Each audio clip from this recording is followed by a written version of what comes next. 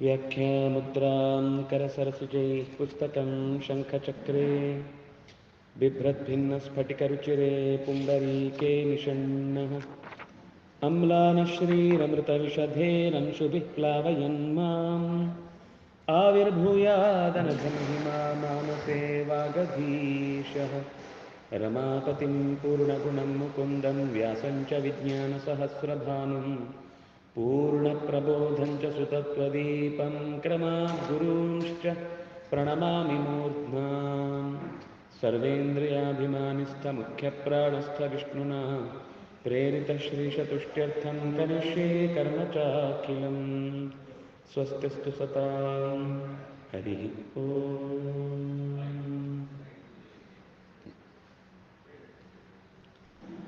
ಕ್ಷೇತ್ರಸ್ವಾಮಿಯಾದ ಆಂಜನೇಯ ಸ್ವರೂಪವನ್ನು ನೆನೆದು ನೆರೆದಿರುವ ಎಲ್ಲ ಭಕ್ತರನ್ನು ಅಭಿನಂದಿಸಿ, ನಿನ್ನೆ ನಾವು ದಾಸ ಸಾಹಿತ್ಯದಲ್ಲಿ ಬರುವ ನಮ್ಮ ಜೀವನಕ್ಕೆ ಸಂಬಂಧಪಟ್ಟ ಸಮಸ್ಯೆಗಳ ಸುತ್ತ ಅವರು ಎಷ್ಟು ಗಮನ ಹರಿಸಿದ್ದಾರೆ ಅನ್ನುವ ಸಂಗತಿಯನ್ನು ನೋಡ್ತಾ ಇದ್ದೆವು. ಒಂದು ಪದ್ಯದಲ್ಲಿ ಪುರಂದರದಾಸರನ್ನು ಅವರ ದೀಕ್ಷೆ ಕೊಟ್ಟ ಗುರುಗಳೇ ಹಾಡಿ ಹೊಗಳುತ್ತಾರೆ. ಅದರಲ್ಲಿ ನಮ್ಮ ಬದುಕು ಭಗವಂತನ ನೆರಳಲ್ಲಿ ಬಾಳುವಾಗ ಹೇಗಿರಬೇಕು ಅನ್ನೋದನ್ನು ಅವರು ಹೇಳ್ತಾ ಹೋಗ್ತಾರೆ.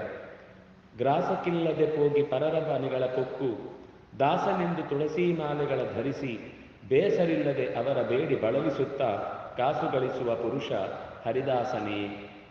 ನಾವು ಭಗವಂತನ ಭಕ್ತ ಅಂತಾಗಬೇಕಾದ್ರೆ ಅದು ಪೋಷಾಕು ವೇಷ ಆಗಬಾರದು, ಅದು ನಮ್ಮ ಸಹಜ ಬದುಕಾಗಬೇಕು. ಒಂದು ವೇಳೆ ಆತ ತನ್ನ ಹೊಟ್ಟೆಪಾಡು ಅಂತ ಅನ್ನುವ ರೀತಿಯಲ್ಲಿ ಇವತ್ತು ಭಿಕ್ಷೆ ಅನ್ನೋದು ಒಂದು ರೀತಿಯ ಕ್ಷುಲ್ಲಕ ವೃತ್ತಿ ಅನ್ನುವ ಹಾಗೆ ನಾವು ನೋಡುತ್ತೇವೆ. ಒಂದು ಕಾಲದಲ್ಲಿ ಅವರಿಗೆ ಅದೇ ಬದುಕು. ಅಂದರೆ ಅವರು ಬೇರೆ ಶಾಸ್ತ್ರಾಧ್ಯಯನಗಳನ್ನು ಮಾಡಿಕೊಂಡು ಒಂದು 7-8 ಮನೆಗಳಿಗೆ ಹೊಕ್ಕು ಅಲ್ಲಿ ಸಿಕ್ಕಿದ್ದನ್ನು ಪಡೆದು ಬೇಯಿಸಿ ಉಂಡ್ರೆ ಮುಗೀತು. ಮತ್ತೆ ದುಡಿಮೆ ಅಂತ ಅನ್ನೋದು ಏನಂದರೆ ಶಾಸ್ತ್ರದ ಅಧ್ಯಯನವೇ ಅವರ ಬದುಕಿನ ಪ್ರಧಾನ ಅಂಶ. ಅದು ಕೊನೆಗೆ ಹೊಟ್ಟೆ ಹೊರೆಯುವ ಕೆಲಸವಾಗಿ ಭಿಕ್ಷೆ ಅನ್ನೋದೇ ಒಂದು ರೀತಿ, ಅದು ಬಿಟ್ಟು ಬೇರೆ ಕೆಲಸವೇ ಇಲ್ಲ ಅನ್ನುವ ರೀತಿಯಲ್ಲಿ ಯಾವಾಗ ಅದು ಬದಲಾಯಿತೋ, ಅದು ಕೊನೆಗೆ ಹರಿದಾಸರ ಜೊತೆಗೆ ಇಂಥ ಒಂದು ಹೊಟ್ಟೆ ಹೊರೆಯುವ ಕೆಲಸ ಮಿಕ್ಸ್ ಆದಾಗ, ಅದನ್ನು ಮಿಕ್ಸ್ ಆದರ ಜೊತೆಗೆ ಅದರ ವೇಷವೇ ತೊಟ್ಟು ಇದರ ಮರ್ಯಾದೆ ಹೋಗುವ ಸ್ಥಿತಿ ಬಂದಾಗ, ಇದ್ರೆ ಪುರಂದರದಾಸರ ಹಾಗಿರಬೇಕು. ಅದು ಬಿಟ್ಟು ಇದ್ದ ಸಂಪತ್ತನ್ನೆಲ್ಲ ತೊರೆದು ಅವರು ಅಷ್ಟು ದೊಡ್ಡ ಮುತುವರ್ಜಿ ವಹಿಸಿ ಸಮಾಜದ ತಪ್ಪು ಒಪ್ಪುಗಳನ್ನು ಗ್ರಹಿಸುವ ಕೆಲಸಕ್ಕೆ ಪ್ರಯತ್ನ ಮಾಡಿದರು. ಅವರ ಹಾಗೆ ಇರಬೇಕು. ಹೊಟ್ಟೆಗಿಲ್ಲ ಅಂತ ಹೇಳಿ ಬೇರೆ ಬೇರೆ ಮನೆಗಳಿಗೆ ಹೋಗಿ ತಾನು ಅಂತಹ ದಾಸ ಕೆಲಸ ಮಾಡ್ತೇನೆ, ಯಾಯಿವಾರ ಮಾಡ್ತೇನೆ ಅಂತ ವೇಷ ಹಾಕೊಂಡು ಅವರು ಬೈದರೂ ಬೇಸರ ಇಲ್ಲದೆ ಅವರನ್ನು ಮತ್ತೆ ಮತ್ತೆ ಕಾಡಿ ಬೇಡಿ ಬಳಲಿಸಿ ಬೂಟಾಟಿಕೆಯ ರೀತಿಯಲ್ಲಿ ಸಂಪತ್ತನ್ನು ಸಂಪಾದಿಸುವ ದಾರಿಯಾಗಿ ಬಿಟ್ಟರೆ ಅದು ಹರಿದಾಸ ಅಂತ ಅನ್ನಿಸುವುದಿಲ್ಲ, ಅಥವಾ ಶರಣರು ಅಂತ ಅನ್ನಿಸುವುದಿಲ್ಲ. ಶರಣರು ಅಂತ ಅನ್ನಿಸ್ಬೇಕು ಅಂತಾದರೆ ಭಗವಂತನೊಬ್ಬನೇ ನನಗೆ ಶರಣು ಅನ್ನೋ ಎಚ್ಚರ ಇರಬೇಕು. ಅದಿಲ್ಲದೆ ನಾನು ಹೊಟ್ಟೆಪಾಡಿನ ಕಾರ್ಯ ಅಂತ ಅದನ್ನು ಮಾಡಿಕೊಂಡ್ರೆ ಪಾಠಕನ ತೆರನಂತೆ ಪದಗಳನ್ನೇ ತಾಪಾಡಿ ಕೂಟ ಜನರ ಮನಸ್ಸು ತೋಷಪಡಿಸಿ, ಈ ಎಷ್ಟು ಹಾಡುಗಳು ಅಥವಾ ಹಸೆಗಳು ಬರ್ತಾವೆ ಅಂತಂದರೆ ಒಂದರ ಮೇಲೆ ಒಂದು ಚೆನ್ನಾಗಿ ಅವರಿಗಿರೋ ಬುದ್ಧಿವಂತಿಕೆಯನ್ನೆಲ್ಲ ಆ ನೆನಪಿಟ್ಟುಕೊಳ್ಳುವ ಭರದಲ್ಲಿ ಜನರ ಮುಂದೆ ಅವರನ್ನು ಮೆಸ್ಮರೈಸ್ ಮಾಡುವುದು ಅಂತ ಹೇಳ್ತಲ್ಲ, ಆ ರೀತಿ ಎಷ್ಟು ತಿಳ್ಕೊಂಡಿದ್ದಾರೆ ಅಂತ ಅನ್ನೋ ಹಾಗೆ ಇರುತ್ತೆ ಕೆಲವೊಂದು ಸರ್ತಿ ಅವರ ವರ್ತನೆ. ಆದರೆ ಅದರ ಹಿಂದೆ ಇರುವುದು ಕೋವಿದನಾಗಿಯೂ ಕೂಡ ಕೋವಿದನು ತಾನೆನುತ ಯಾವಾಗಲೂ ತಪ್ಪು ಕೆಲಸವನ್ನು ಆತ ಮಾಡ್ತಾ ಇದ್ದಾನೆ ಅಂದರೆ ಆತ ಭಗವದ್ಭಕ್ತ ಆಗ್ಲಿಕ್ಕೆ ಸಾಧ್ಯವೇ ಇಲ್ಲ. ಡಂಭದಿಂದ ಹರಿಸ್ಮರಣೆ ಮಾಡಿ ಜನರ ಮುಂದೆ ಸಂಭ್ರಮದಿಂದ ತಾನೆಂಬ ಊಟ ಬಯಸಿ ಅಂಬುಜೋದ್ಭವ ಪಿತನ ಆಗಮಗಳರಿಯದೆ ತಂಬೂರಿ ಮೀಟಿದವ ಹರಿದಾಸನೇ. ಒಂದು ವೇಳೆ ನಮಗೆ ತಿಳುವಳಿಕೆ ಬಂದದ್ದನ್ನು ನಮ್ಮ ಹೊಟ್ಟೆ ಹೊರೆಯುವ ಕಾರ್ಯಕ್ಕಾಗಿ ಬಳಸಿಕೊಂಡು ಭರ್ಜರಿ ಊಟ ಬೇಕು ಅನ್ನುವುದಕ್ಕೇನೆ ನಿರಂತರ ಅವನು ಆಸೆ ಪಡ್ತಾನೆ ಅಂದರೆ ಸಿಕ್ಕಿದ್ದನ್ನ ತಿರಿದುಂಬುವಂತಹ ಸ್ಥಿತಿ ದಾಸರದ್ದು. ಎಲ್ಲ ದಿವಸ ಒಂದೇ ಥರ ಇರುತ್ತೆ ಅಂತ ಹೇಳಲಿಕ್ಕೆ ಬರುವುದಿಲ್ಲ. ಆದರೆ ಇವನ ಕೊನೆಯ ಸ್ಥಿತಿ ಹೇಗಾಗುತ್ತೆ ಅಂದರೆ ಅವತ್ತು ಎಲ್ಲವೂ ತಾನು ಅಂದುಕೊಂಡ ಪದಾರ್ಥಗಳೇ ಆಹಾರಕ್ಕೆ ಇರಬೇಕು ಅಂತ ಬಯಸಿ ಅವನು ಅದನ್ನೇ ಗ್ರಹಿಸಿ ಅಥವಾ ಅದನ್ನೇ ಪಡೆದು ಒತ್ತಾಯದಿಂದ ಪಡೆದು ಅದನ್ನು ಅನುಭವಿಸ್ತಾನೆ ಅಂದರೆ ಅವನು ಹರಿದಾಸನಾಗ್ಲಿಕ್ಕೆ ಸಾಧ್ಯವಿಲ್ಲ. ತಂಬೂರಿ ಮೀಟಿದ ತಕ್ಷಣ ದಾಸ್ಯದ ಕೀರ್ತನೆಗಳ ನಿಜವಾದ ಒಡೆತನ ಅವನಿಗಿದೆ ಅಂತ ಹೇಳಲಿಕ್ಕೆ ಬರುವುದಿಲ್ಲ. ಯಾಯವಾರವ ಮಾಡಿ ವಿಪ್ರದಿಗೆ ಮೃಷ್ಟಾನ್ನ ಪ್ರಿಯದಲ್ಲಿ ತಾನೊಂದು ಕೊಡದ ಲೋಭಿ ಮಾಯಾ ಸಂಸಾರದಲ್ಲಿ ಮನತೆಯ ಹೆಚ್ಚಾಗಿಟ್ಟು ಗಾಯನವ ಮಾಡದವ ಹರಿದಾಸನೇ. ಬೇಡ್ತಾನೆ, ಆದರೆ ತಾನು ಮಾತ್ರ ಯಾರಿಗೂ ಹಸಿವೆಗೆ ಬಿದ್ದಿದ್ದಾನೆ ಅಂತಂದ್ರೂ ಕೈ ಎತ್ತಿ ಕೊಡದಷ್ಟು ಲೋಭಿ ಆಗ್ತಾನೆ. ಸಂಪತ್ತು ಕೆಲವೊಂದು ಸರ್ತಿ ಹೇಳದೆ ಕೇಳದೆ ತುಂಬ ಬರುತ್ತೆ. ನಿಜವಾದ ದಾಸರೇನು ಮಾಡ್ತಾರೆ, ತನಗೆ ಅಗತ್ಯಕ್ಕಿಂತ ಹೆಚ್ಚು ಬಂದದ್ದನ್ನ ಇನ್ನು ತನ್ನ ಹತ್ರನೂ ಇದೇ ರೀತಿ ಸುತ್ತ ಬೇಡಿ ಕಷ್ಟಪಡುವಂತಹ ಮಂದಿ ಇದ್ದಾಗ ಅವರಿಗೆ ಹಂಚಿ ಸಂತೋಷ ಪಡ್ತಾರೆ, ಅವರಿಗೂ ಸಿಕ್ಕಿತು ಅಂತ. ಅಥವಾ ತನಗೆ ಸಿಗ್ಲಿಲ್ಲ ಅವ್ರಿಗೆ ಮಾತ್ರ ಸಿಗ್ತಾ ಇದೆ ಅಂದರೆ ಅದನ್ನು ಇನ್ನಷ್ಟು ಮೆಚ್ಚುತ್ತಾರೆ, ಇವತ್ತು ಅವನ ಹಣೆಯಲ್ಲಿದೆ ಅಂತ. ಆದರೆ ಇವನು ಹಾಗೆ ಮಾಡದೆ ಮಾಯಾ ಸಂಸಾರದಲ್ಲಿ ತನ್ನ ಉಳಿದ ಸಂಬಂಧಿಗಳು ಲಾಭ ನಷ್ಟ ಇತ್ಯಾದಿಗಳ ಕಡೆಗೇ ಗಮನ ಕೊಡ್ತಾ ಭಗವಂತ ಸುಮ್ಮನೆ ಬಾಯಿ ಮಾತಿಗಿರುವ ವ್ಯವಹಾರದ ನಾಮಗಳಾಗಿ ಅದು ಅಂತರಂಗದ ಭಾವವೇ ಇಲ್ಲದಂತಹ ರೀತಿಯಲ್ಲಾದರೆ ಗಾಯನ ಎಷ್ಟೇ ಚೆನ್ನಾಗಿ ಮಾಡಿದರೂ ಆತ ಭಕ್ತ ಅಂತ ಅನಿಸಿಕೊಳ್ಳಿಕ್ಕೆ ಸಾಧ್ಯ ಇಲ್ಲ. ನೀತಿಯೆಲ್ಲವನರಿತು ನಿಗಮ ವೇದ್ಯನ ನಿತ್ಯ ಮಾತು ಮಾತಿಗೆ ಬಿಡದೆ ವರ್ಣಿಸುತ್ತಲಿ ಗೀತ ನರ್ತನದಿ ಶ್ರೀಕೃಷ್ಣನ್ನ ಪೂಜಿಸುವ ಪೂತಾತ್ಮದಾಸ ಪುರಂದರ ದಾಸರಯ್ಯ. ಆದರೆ ಇದೆಲ್ಲದಕ್ಕೂ ವಿರುದ್ಧವಾಗಿದ್ದವರು ಪುರಂದರದಾಸರು. ಏನು ಸಾಮಾಜಿಕ ಬದುಕಿದೆ ಅದನ್ನು ಚೆನ್ನಾಗಿ ಅರಿತು ಅವರ ಕಷ್ಟದಲ್ಲಿ ತಾನೂ ಕೂಡ ಒಬ್ಬ ಭಾಗಿಯಾದ ವ್ಯಕ್ತಿ ಅಂತ ಭಾವಿಸಿ ಶಾಸ್ತ್ರಗಳಿಂದ ಭಗವಂತನನ್ನು ಸರಿಯಾಗಿ ತಿಳಿಯಬೇಕು ಅಂದರೆ ಹೇಗೆ ಅದಕ್ಕೆ ಶರಣಾಗಬೇಕು, ಯಾವ ರೀತಿ ಹಿರಿಯರ ಸೇವೆ ಮಾಡಬೇಕು, ತಾನು ದಾಸ ಅಂದ ತಕ್ಷಣ ಎಲ್ಲ ಕೈಕಾಲು ಒತ್ತಲಿಕ್ಕೆ ಜನರನ್ನು ಕೂಡಿಸಿಕೊಂಡು ತಾನು ಮೆರೆಯುವುದಲ್ಲ. ಆದರೆ ಅವನು ಆ ರೀತಿ ಮಾಡಿದವನು ದಾಸ್ಯದ ನಿಜವಾದ ಭಾವವನ್ನು ಆತ ಅರ್ಥ ಮಾಡಿಕೊಂಡಿಲ್ಲ ಅಂತ ಅರ್ಥ. ಭಗವಂತನಿಗೆ ನಾನು ಶರಣು, ಭಗವಂತನಿಗೆ ನಾನು ದಾಸ ಹೊರತು ಬೇರೆ ಯಾರಿಗೂ ನಾನು ರಾಜ ಅಂತನ್ನುವ ಭಾವ ಅಲ್ಲ ಅದು ಅನ್ನುವ ಎಚ್ಚರದಿಂದ ಗೀತ ನರ್ತನ ಮನಃಪೂರ್ವಕವಾಗಿ ಭಗವಂತನನ್ನು ನೆನೆಯುವ ಪುರಂದರದಾಸರು ನಿಜವಾದ ದಾಸ್ಯದ ಭಾವವನ್ನು ಹೊಂದಿದ್ದಾರೆ ಅಂತ ಹೀಗೆ ಹೇಳಿದ ಮಾತು ಪುರಂದರದಾಸರ ಬಗೆಗೆ ವ್ಯಾಸತೀರ್ಥರು ಹೇಳಿದ ಮಾತು. ಅದು ನಮ್ಮ ಬದುಕಿನಲ್ಲಿ ಭಗವಂತ ಅನ್ನೋದು ನಮಗೊಂದು ಊರುಗೋಲಾಗಬೇಕು ಹೊರತು ಅದು ಇನ್ನೊಬ್ಬರಿಗೆ ಬಾರಿಸುವ ಕೋಲಾಗುವ ಹಾಗೆ ನಾವು ಅದನ್ನು ಬಳಸಬಾರದು ಅನ್ನೋದನ್ನು ಅವರು ಎಚ್ಚರಿಸಿದರು. ಕನಕದಾಸರು ಒಂದು ಕಡೆ ಸಿರಿಯ ಕನಸಿನಂತೆ ಕೇಳು ಅರಿತು ಆದಿ ಕೇಶವನ್ನ ಹರುಷದಿಂದ ಭಜಿಸೆ ನಿತ್ಯ ಸುಖವವೀವನು. ನಾವು ತಿರುಕನ ಕನಸು ಅಂತ ಒಂದು ಕೇಳಿದ್ದಿದೆ. ಅದರ ಮೂಲ ಒಂದು ಪದ್ಯ ಅದು ಇಲ್ಲಿ ಕಾಣುತ್ತೆ. ಅವನು ಕನಸು ಕಾಣ್ತಾ ಬೇರೆ ಬೇರೆ ವೈಭವಗಳನ್ನು, ರಾಜನಾಗ್ತಾನೆ, ಮಡದಿಯರಾಗ್ತಾರೆ, ಮಕ್ಕಳಾಗ್ತಾರೆ, ಸೈನ್ಯ ಬರುತ್ತೆ, ಯುದ್ಧ ಆಗುತ್ತೆ. ಯುದ್ಧದಲ್ಲಿ ತನ್ನ ಸಂಪತ್ತನ್ನೆಲ್ಲ ಕರವನ್ನೆಲ್ಲ ಬಲದಿಂದ ಸ್ವೀಕಾರ ಮಾಡ್ತಾನೆ. ಗಾಢ ಸಂಭ್ರಮದಿಂದ ತನ್ನ ಊರಿನಲ್ಲಿ ಇದ್ದವರಿಗೆಲ್ಲರಿಗೂ ಕೂಡ ಬೇಕಾದಷ್ಟು ಸಂಪತ್ತನ್ನು ಸಂಗ್ರಹ ಮಾಡಿಕೊಂಡು ಧನದ ಮದ, ರಾಜ್ಯದ ಮದ, ವನಿತೆಯ ಮದ, ಸುತರ ಮದ ಇದೆಲ್ಲದರಿಂದ ಹಿಗ್ಗಿ ಹೆಮ್ಮರದಂತೆ ಆಗ್ತಾನೆ. ಅಷ್ಟಾಗುವಾಗ ಕನಸಿನಲ್ಲಿ ತನ್ನ ಶತ್ರುಗಳೆಲ್ಲ ಬಂದು ಆತನನ್ನು ಎದೆಗೆ ಇರಿಯುವ ಹೊತ್ತಿಗೆ ಎಚ್ಚರ ಆಗುತ್ತೆ. ನಾಚಿಕೆಯಾಗಿ ನೋಡ್ತಾನೆ, ತಾನು ಎಲ್ಲೋ ಬೀದಿಯಲ್ಲಿ ಮಲಗಿ ಎದ್ದು ಈಗ ಹೇಳ್ತಾ ಇದ್ದಾನೆ. ಅಂದರೆ ಇಷ್ಟೊತ್ತು ಕಂಡದ್ದೆಲ್ಲ ಸಂಪತ್ತಿನ ಸಿರಿ, ಅದು ಕೇವಲ ಕನಸು ಹೊರತು ನಿಜ ಅಲ್ಲ ಅಂತ ಅವನಿಗೆ ಅರ್ಥ ಆಯಿತು. ಅದೇ ಎಚ್ಚರದಿಂದ ಆತ ಬದುಕಿನಲ್ಲಿ ಸಿರಿಯು ಕನಸಿನಲ್ಲಿ ಕಂಡಂತೆ ಕೇಳು ಅರಿತು ಆದಿಕೇಶವನ್ನ ಹರುಷದಿಂದ ಭಜಿಸೆ ನಿತ್ಯ ಸುಖವೀವನು. ಸಂಪತ್ತಿನ ಬಗ್ಗೆ ಅವರು ತಿರಸ್ಕಾರ ಮಾಡಲಿಲ್ಲ, ಆದರೆ ಅದು ಶಾಶ್ವತ ಅಲ್ಲ ಅಂತ ಅನ್ನುವ ಎಚ್ಚರಿಕೆಯನ್ನ ಕೊಡುವುದಕ್ಕೋಸ್ಕರ ಈ ಮಾತನ್ನು ಅವರು ಹೇಳಿದ್ದನ್ನ ನಾವು ಗಮನಿಸಬೇಕಾದ. ಹಾಗಂತ ಹೇಳಿ ಸಂಪತ್ತಿನ ಬಗ್ಗೆ ಅವರಿಗೆ ನಿಕೃಷ್ಟ ಭಾವನೆ ಇತ್ತು ಅಂತಲ್ಲ. ಸಂಪತ್ತು ಇರುವುದರಿಂದಲೇ ಸಮಾಜದಲ್ಲಿ ಧರ್ಮದ ರಕ್ಷಣೆ ಆಗತ್ತೆ ಅನ್ನುವುದನ್ನು ಅವರು ಮಾತಾಡುತ್ತಾರೆ. ಆದರೆ ಅದು ಭಗವಂತನ ಸಂಪತ್ತಿಗಿಂತ ಮಿಗಿಲಲ್ಲ, ಜೀವನದ ಮೌಲ್ಯಕ್ಕಿಂತ ಮಿಗಿಲಲ್ಲ. ಎಲ್ಲ ಸಂಬಂಧಗಳನ್ನು ಕಸದಂತೆ ಕಾಣುವ ಮದವನ್ನು ಭರಿಸುವ ಸಂಪತ್ತು ಅದು ನಿಜವಾದ ಸಂಪತ್ತಲ್ಲ. ಸಂಪತ್ತು ಅಂತಂದ್ರೆ ಎಲ್ಲರ ಜೊತೆಗೆ ಬೆರೆಯುವ ಹಾಗೆ ಮಾಡಬೇಕು, ಅದು ನಿಜವಾದದ್ದು ಅಂತ. ಹೀಗೆ ಅವರು ಬಹಳ ಎಚ್ಚರಿಕೆಯಿಂದ ಸಂಪತ್ತಿನ ಬಳಕೆಯನ್ನು ಮಾಡಿಕೋ ಅಂತ ತನ್ನ ಸುತ್ತ ಇದ್ದ ತನ್ನ ಆತ್ಮೀಯರಿಗೆ ತಿಳಿ ಹೇಳುವ ಮಾತುಗಳನ್ನು ಅವರು ಮಾಡುತ್ತಾರೆ.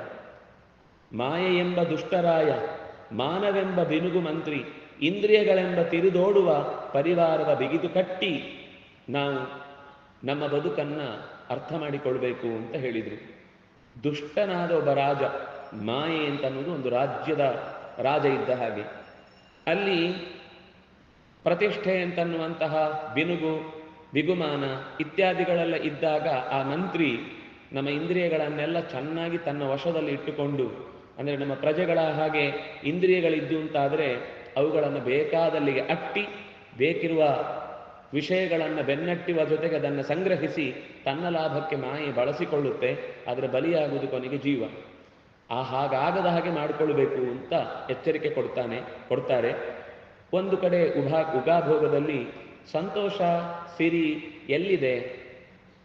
ಕೆಲವರಿಗೆ ಸಂತೋಷ ಮನೆಯಿಂದ ಸಂತೋಷ, ಕೆಲವರಿಗೆ ಲೋಕದಲ್ಲಿ ಧನದಿಂದ ಸಂತೋಷ, ಕೆಲವರಿಗೆ ಲೋಕದಲ್ಲಿ ವನಿತೆಯಿನ್ ಸಂತೋಷ, ಕೆಲವರಿಗೆ ಲೋಕದಲ್ಲಿ ತನಯರಿನ್ ಸಂತೋಷ, ಕೆಲವರಿಗೆ ಲೋಕದಲ್ಲಿ. ಇನಿತು ಸಂತೋಷ ಅವರವರಿಗಾಗಲಿ, ನಿನ್ನ ನೆನೆವೋ ಸಂತೋಷ ಎನಗಾಗಲಿ ಎನ್ನ ರಂಗವಿಠಲರೆಯ ಅಂತ ಅವರು ಸ್ತೋತ್ರ ಮಾಡುವಾಗ ಸಂತೋಷ ಅನ್ನೋದು ಎಲ್ಲಿದೆ ಅಂದರೆ ಅವರು ಎಲ್ಲಿ ಇಷ್ಟಪಟ್ಟಿದ್ದಾರೋ ಅಲ್ಲಿದೆ. ಎಲ್ರಿಗೂ ನೀವು ಮನೆಯೇ ಸಂತೋಷ ಅಂದರೆ ಕೆಲವರಿಗೆ ಮನೆ ಅಂತ ಆ ಮನೆಗೆ ಹೋಗೋದಕ್ಕೆ ಇಂಟ್ರೆಸ್ಟ್ ಇರುವುದಿಲ್ಲ. ಕೆಲವರಿಗೆ ಮಕ್ಕಳು ಅಂದರೆ ಭಾರಿ, ಬೇರೆ ಏನು ಸಂಪತ್ತು ಬರದೇ ಇದ್ರೂ ಸಹ ಮಕ್ಕಳು ಚೆನ್ನಾಗಿದ್ದರೆ ಸಾಕು, ನಾನು ಆ ಹಸಿ ಹೊಟ್ಟೆಯಲ್ಲಿದ್ರೂ ತೊಂದರೆ ಇಲ್ಲ, ಮಕ್ಕಳು ಸುಖವಾಗಿದ್ದಾರ ಅದೇ ಸಂತೋಷ ಅಂತ. ಒಬ್ಬೊಬ್ಬರಿಗೆ ಒಂದೊಂದು ಥರದ ಸಂತೋಷ ಇದೆ. ಎಲ್ಲ ಸಂತೋಷವೂ ಒಂದು ಕೊನೆಗೆ ಬಿಗುವೆ, ಅದು ಬಂಧನದ ಸಂಕೋಲೆಯೇ ಆಗಿರುತ್ತೆ. ಆದರೆ ನನಗೆ ಯಾವುದು ಸಂತೋಷ? ನಿನ್ನ ನೆನೆವೋ ಸಂತೋಷ ಎನಗಾಗಲಿ. ನಾಮಸ್ಮರಣೆ ಮಾಡುವಾಗ ಒಂದು ಮೈ ಮರೆತು ನಿನ್ನ ಬಗ್ಗೆ ಮತ್ತೆ ಮತ್ತೆ ಖುಷಿಯಾಗುತ್ತಲ್ವ, ಆ ಸಂತೋಷ ಎನಗಿರಲಿ. ಯಾಕೆಂದರೆ ಅವರ ಮಿತಿಯಲ್ಲಿ ಅವರು ಕೆಲವು ಸಂತೋಷಗಳನ್ನು ಹುಡುಕ್ತಾರೆ. ಆ ಸಂತೋಷದಿಂದ ಆಚೆಗೆ ನಾನು ನಿನ್ನನ್ನು ಹುಡುಕುವ ಪ್ರಯತ್ನ ಮಾಡ್ತೇನೆ ಅಂತ ಶ್ರೀಪಾದರಾಜರು ಹೇಳಿದ ಮಾತು ಬಹುಶಃ ನಮ್ಮನ್ನು ಎಲ್ಲಿ ಸಂತೋಷ ಇದೆ ಅಂತ ನಾವು ಭಾವಿಸ್ತೇವೆ ಅನ್ನೋದನ್ನು ಯೋಚಿಸಲಿಕ್ಕೆ ಒಂದು ಸುಂದರವಾದ ನಿಲುವನ್ನು ಅದು ತಾಳಲಿಕ್ಕೆ ಅವಕಾಶ ಮಾಡಿಕೊಡುತ್ತೆ.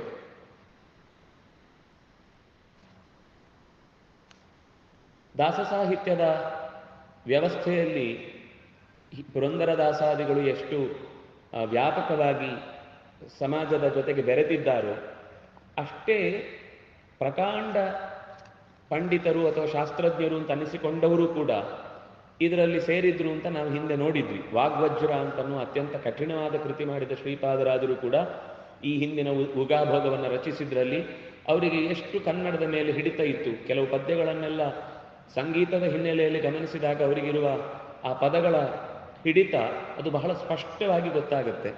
ಅದಕ್ಕೆ ಹಿಂದೆ ಇರಬೇಕಾದ ಆಲಾಪನೆ ಇರ್ಬೋದು, ಅದಕ್ಕೆ ಹಿಂದೆ ಇರುವ ಭಾವಗೆ ತಕ್ಕ ಪದಗಳಿರ್ಬೋದು.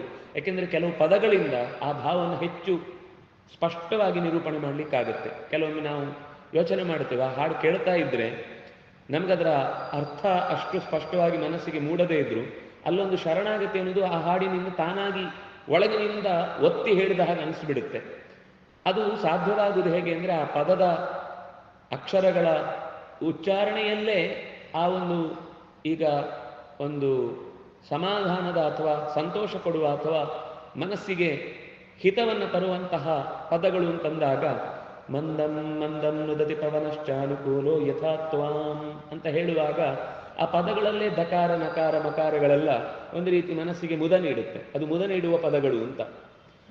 ಸ್ವಲ್ಪ ಕಠೋರವಾದ ಸಿಟ್ಟು, ಕ್ಷುತ್ಕ್ಷಾಮ, ವೃಕ್ಷರಕ್ಷೋರದ ಕರನ ಖರಕ್ಷುಣ್ಣ ವಿಕ್ಷೋಭಿತಾಕ್ಷಾನ್, ಇದನ್ನು ಪ್ರೀತಿಯಿಂದ ಹೇಳಲಿಕ್ಕಾಗಲಿ. ಎಷ್ಟೇ ಪ್ರೀತಿಯಿಂದ ಹೇಳಿದ್ರೆ ಅದು ಕ್ಷಕಾರ ಕ್ಷಕಾರ ರಕಾರ ಕಕಾರಗಳು ಒಂದು ರೀತಿ ಮನಸ್ಸಿನ ಮೇಲೆ ಭಾವ ಟಪ್ ಅಂತ ಹೊಡೆದಾಗೆ ಇರುತ್ತೆ.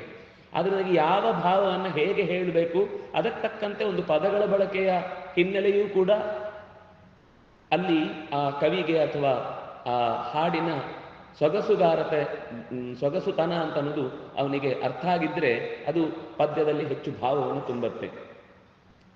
ವಾದಿರಾಜರು ಸುಮಾರು 120 ಕೃತಿಗಳನ್ನು ಅವರ ಜೀವನದಲ್ಲಿ ರಚಿಸಿದ್ದಾರೆ ಅಂತ ಕೇಳ್ತೀವಿ, ಸಂಸ್ಕೃತಕ್ಕೆ ಸಂಬಂಧಪಟ್ಟಂತೆ.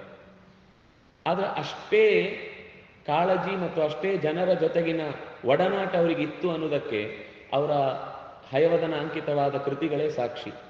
ಅದರಲ್ಲಿ ಒಂದು ಪದ್ಯವನ್ನು ನಮ್ಮ ಬಹುಶಃ ಜೀವನದಲ್ಲಿ ನಿತ್ಯದಲ್ಲಿ ನಾವು ಬಹುಶಃ ಗೋಡೆಯಲ್ಲಿ ಬರೆದಿಟ್ಟರೂ ತೊಂದರೆ ಇಲ್ಲ ಅನ್ನುವ ಹಾಗಿನ ಒಂದು ಪದ್ಯ ಇದೆ.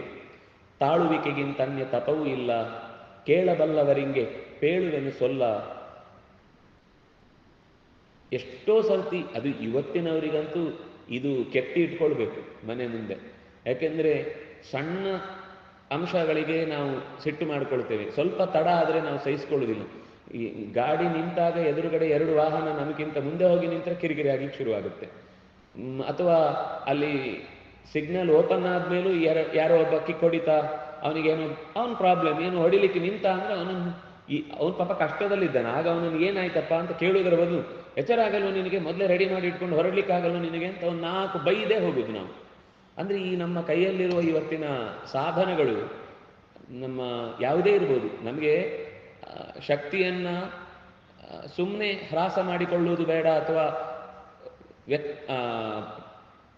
ಸಮಯವನ್ನು ಉಳಿಸಬೇಕು ಅನ್ನುವ ದೃಷ್ಟಿಯಿಂದ ನಾವು ಏನು ಯಂತ್ರಗಳನ್ನು ಬಳಸಿಕೊಂಡೆವು, ಆ ಬಹುಶಃ ಯಂತ್ರಗಳ ಬಳಕೆಯಿಂದ ನಾವು ಬೇರೆ ಕಡೆ ನಮ್ಮ ತಾಳ್ಮೆಯನ್ನು ಕಳ್ಕೊಳ್ತಾ ಇದ್ದೇವೆ ಅಂತ ಅನಿಸುತ್ತೆ. ಹಿಂದೆ ಗಾಜು, ಪಿಂಗಾಣಿ ಈ ವಸ್ತುಗಳ ಬಳಕೆ ಇದ್ದದ್ರಿಂದ ನಮಗೊಂದು ನಯ ನಾಜುಕು ಅಂತ ಇರ್ತಿತ್ತು.